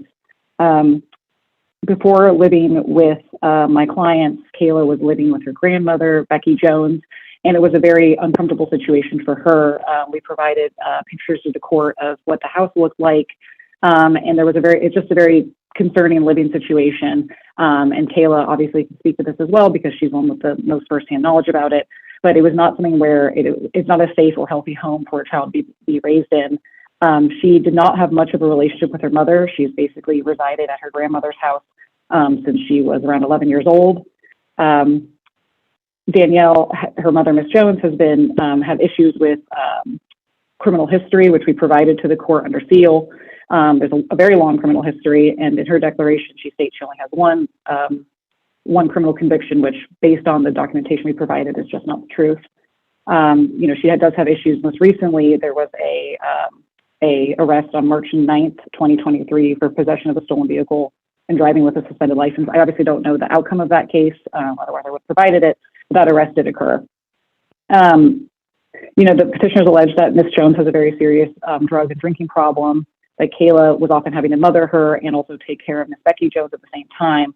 And this led to a lot of mental health issues for Kayla. So Kayla has had issues with suicidal ideations and actually did attempt suicide at the age of 10. She also had a lot of risky behaviors, that were not age appropriate for a young teenage girl. Once Kayla came to live with Charles and Vicki and they saw the state of her life and where she was, they immediately stepped in and they have been very benevolent. They have taken her in and fed her, clothed her, housed her, enrolled her in a private school, sent her on trips to DC for choir.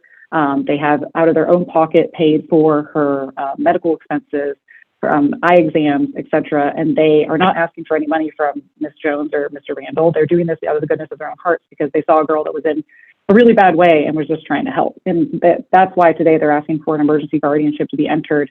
Kayla's in a much better spot mentally. She's attending counseling. She's doing what she needs to do to to grow up to be a successful member of society with the help of her aunt and uncle, who stepped in at a time when she really needed it. And so we would ask that the Joneses, that Charles and Vicki be appointed the emergency guardians. We do agree that a guardian ad litem is proper in this case if the court deems it so, and that that's another avenue for them to talk to Kayla and see what she wants, as this is her life and she's thriving in it now. So we would ask the emergency guardianship orders be entered today. All right, very good. I'll turn the time to you, Mr. Anagnostou. Yes, Your Honor. Guardianship orders be entered. As indicated in my client's declaration, she responds to the allegations, these cases they always fall into a mudslinging contest, and I really don't want to get into that. There's allegations back and forth. My client accuses the petitioners of having a drinking problem and denies a bunch of the allegations, but that just back and forth, tit for tat, and I'm trying to get beyond that. My client wants to get beyond that. So we understand that the court is going to enter an emergency guardianship based on what's occurred so far. The question is going forward. I want to know how we move this case going forward. My client wants to have contact with her daughter, and she's a biological parent. She has constitutional rights, and we all understand that. At the last hearing, the daughter was asked, and she just basically said no. So how do we move this forward? That's my question. The petitioners are saying, we're going to go with the wishes of the child, and you're not going to have virtually no contact with your daughter. I'm sure, potentially there's, influencing going on. I'm concerned about that. And then she has an attorney. This is my client's request. She wants to have contact with her daughter. She needs to have contact with her daughter to start the healing process. And we're asking that the court set up reunification counseling, that the daughter and the mother go to a counseling session and sit down, and they have a conversation and hopefully try to repair the relationship. And then we can move forward from there to start visitation if it's appropriate and that kind of stuff. She's gotten new housing. She's gotten out of a bad situation here. She went through the PATH program. If there's any kind of, if you want drug testing or hair follicle test or whatever, my client will comply with that. There's not really a request for that at this point, but she wants a relationship with her daughter. And that's my question today, or my position today for the court is, how do we accomplish that? We have a daughter that, from our point of view, is being manipulated. Everybody's saying, well, she's 16, so she can decide, but that's not really the case. The court decides how this is going to go forward. So we're asking Your Honor to set up some kind of reunification counseling so that the mother and daughter can sit down together in a counseling session and see if they can heal whatever the issue is. My client is very concerned about her daughter's emotional health. There's been, as indicated, my client has dealt with that, and she had her in dance, and she's not in dance anymore, and she's concerned about that. She has all sorts of concerns that she would like to talk to her daughter about. And we're asking that the court order, despite the daughter's, saying, I don't want to talk to mom, order that they go to some kind of reunification counseling so we can move forward from where we're at this point. A couple questions. Mr. Ionescu, where does your client reside? She lives in Portland, Your Honor. And my client can give you. No, I don't need the direct address. I just geographically, when I'm setting up those types of things. Thank you. And then what was your client's level of contact with the child from the time that she started living with the petitioners until this action was filed? She started living with the petitioners, I believe that was in December, so that's been relatively recent. She has been cut off from contact with her daughter. I'm not sure exactly how much contact she's had. She is here if the court wants that information. Who does your client propose pay for reunification counseling?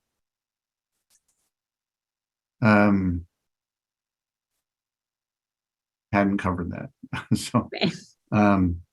Yeah.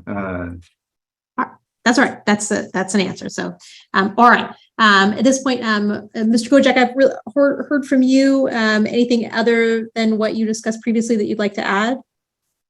No, not anything additional, Your Honor. I think I covered everything that my client has wished for. Very good. Thank you. Ms. Bliss. Thank you, Your Honor. And as Your Honor likely saw in the file, Kayla prepared a declaration for herself to kind of give the court her wishes. She's a very articulate 16-year-old, is very in touch with her feelings. She provides for the court that there's a lot of trauma here. There's a lot of trauma with her relationship with mom, and she just simply isn't ready yet. I did have the opportunity to speak with her, anticipating the request for reunification counseling, anticipating, Your Honor, the likelihood of Your Honor ordering that. While she is hesitant, and obviously that's not her first choice, she understands that that's a step in the right direction. It's her request for the court today to just simply not order that, to allow her to attend some counseling sessions on her own and build up her controlling of her emotions and dealing with the underlying trauma prior to being forced to engage in counseling with her mother. She did indicate that if she could start with just simply texting her mom at her wishes and desires while this process is pending, that would obviously be her first request, is if she could just simply start with that while she's working through with an individual counselor. And then upon the time that she does have a little bit more bearings under her, then maybe moving forward with reunification counseling. But at this time, she just simply is not ready. I understand the court's intention of maintaining the parent-child relationship. She understands that now after speaking with me. So we'll defer to the court, but it is obviously Kayla's wishes to ease into this. This has been a long-standing, tattered relationship, and I think forcing her into reunification at this juncture is contrary to her best interest, and she's asking the court to not order that at this point. All right, thank you. I appreciate that. Ms. Gunnell, I'll give you the final word. Sorry about that. Can you hear me now? Yes, ma'am. My clients second Kayla's request. I just take issue with some of the things Mr. Ignacio said, that there's been manipulation by my clients of Kayla. They stepped in, have been extremely benevolent, taking care of her. She's also doing extremely well in school, going from being a truancy student to being nearly a straight A student. So I think, and they haven't seen any of the behavioral issues that Becky and Danielle accuse her of. So I think that the writing's kind of on the wall here with where the validity of the different claims and the declarations are. So I just want to point that out for the court. Okay, thank you. I appreciate everyone's time here today, and everyone very much cares for and loves Kayla, and that's very evident from all the materials that I've read. That there's a lot of love for this young person, and Kayla, you should feel very encouraged by that. That there are so many people who are interested in your success. And so that's really what we're here today. We have a 16-year-old. We've got 2 short years before we launch her into adulthood, and looking at sort of creating the best future adult that we can in those 2 years. So I'm pleased to hear that she's doing well in school, and that so many people are supportive of her, including mom, including grandma. There are some longstanding relationships here. There's some hurts, most certainly. I am going to continue the emergency guardianship. The final guardianship, I'm going to leave for the parties to note that up when they are ready. The court is going to appoint a guardian ad litem. I'm not, because my understanding is I only have Ms. Farr on the list at the moment, and while Ms. Farr is fine, the parties may wish to discuss if they want to hire somebody else. The court's open to that. And so I'm just going to let the parties discuss that. If you can't, I believe Ms. Farr is the only person on my list as far as doing some kind of parenting evaluations. So I'm going to leave that door open for the parties to discuss their path forward, and not make that, other than one will be appointed. If you can't agree, it's Ms. Farr. As far as visitation, so I am continuing the emergency order. That's appropriate. As far as visitation with the parents, sounds like child has started her path with the father, and that's good. So what I'm going to order as to Mr. Is that child and the father can text and communicate as desired between the two of them. That there should be an short in-person visit sometime in September. That should happen in Portland. Short means half hour, an hour. This is coffee with a 16-year-old. Sounds like there's been a pretty big gap in meeting him and being with him in person. So starting with sort of a short sort of introductory visit. And from there, I'd like visits to be no less than every other month for 2 hours, 2 to 3 hours. I think the parties can cooperate on that. The idea there being, again, sort of dinner, lunch, a dinner, something on a weekend or an afternoon.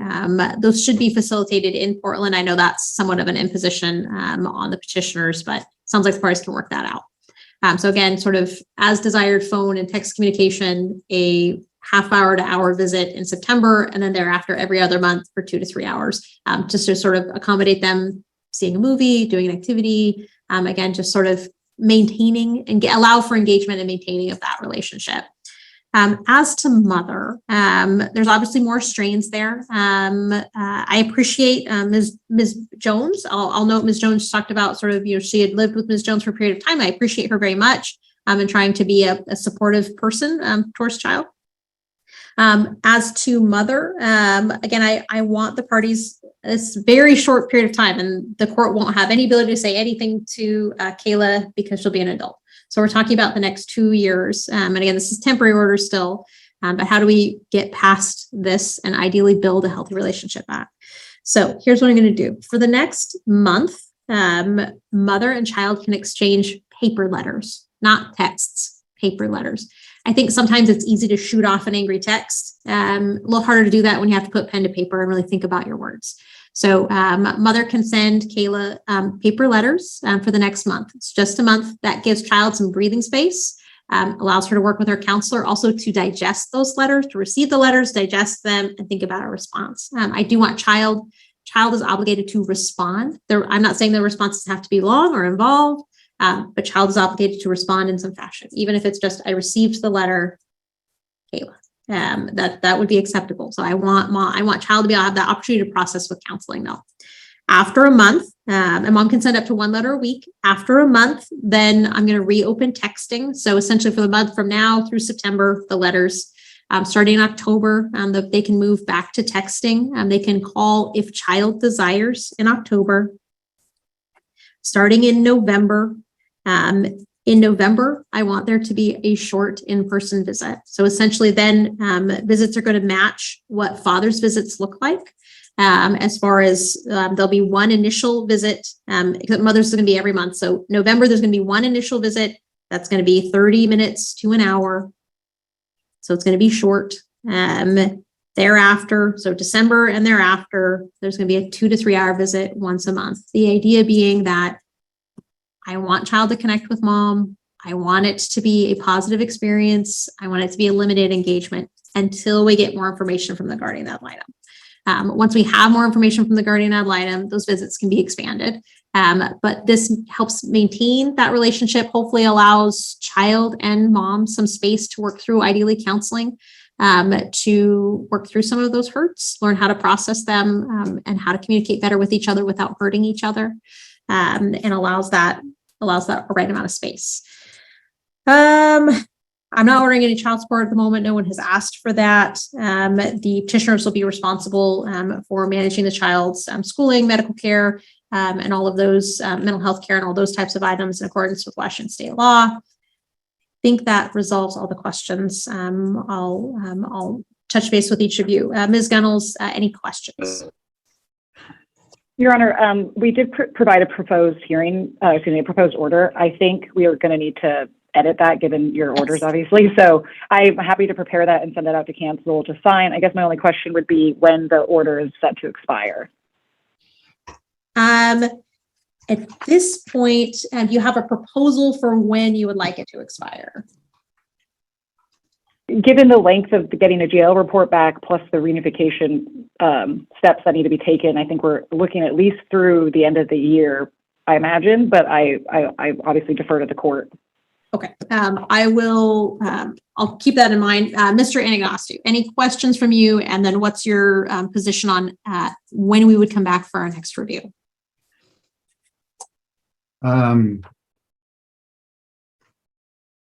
The only comment I need to make is, and my client brought this up in her declaration, is she would really like to see her daughter back in dance.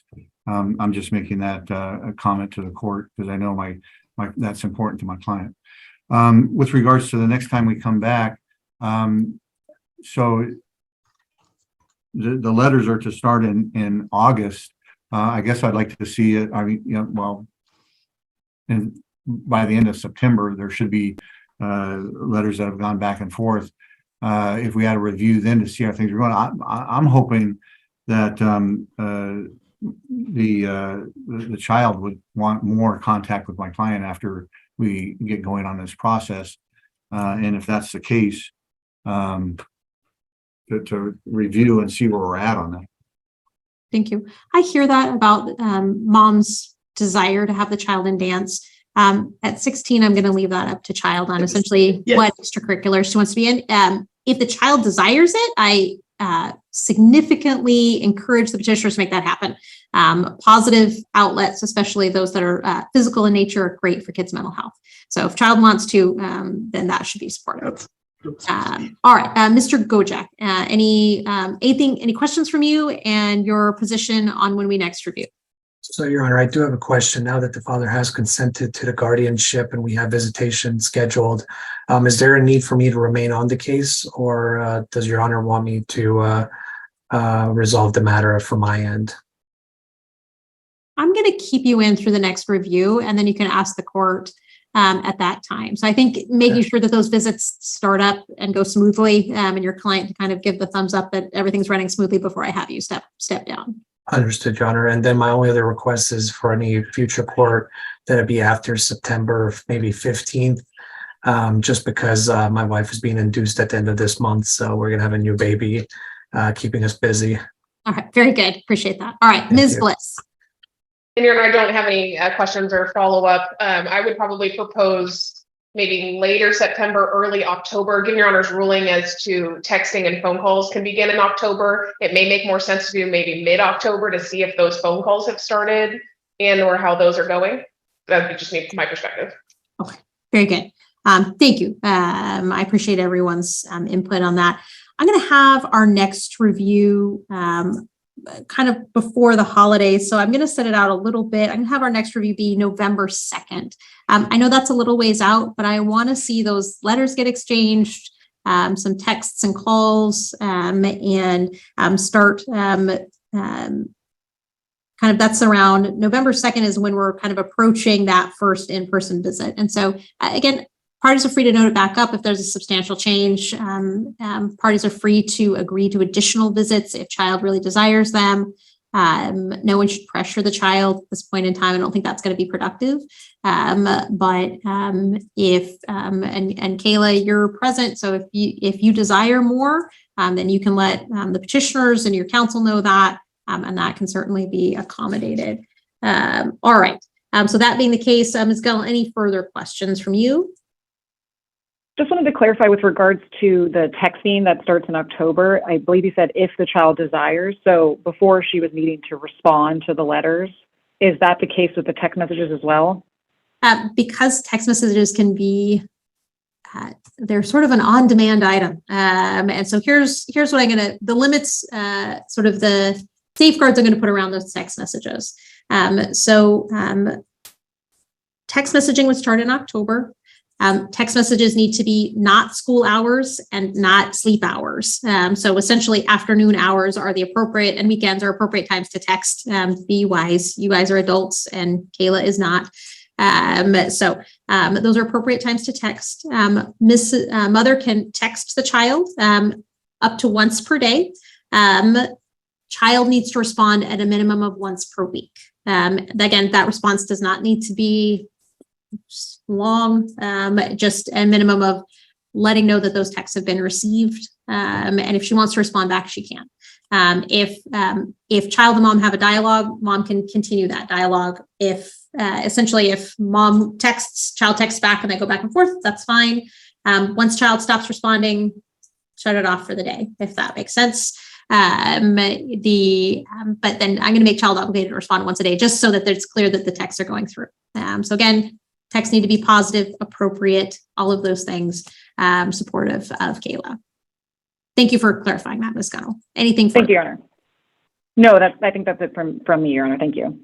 That's kind of, if anyone wishes to engage in reunification counseling, I'm not ordering that. The parties are free to do that.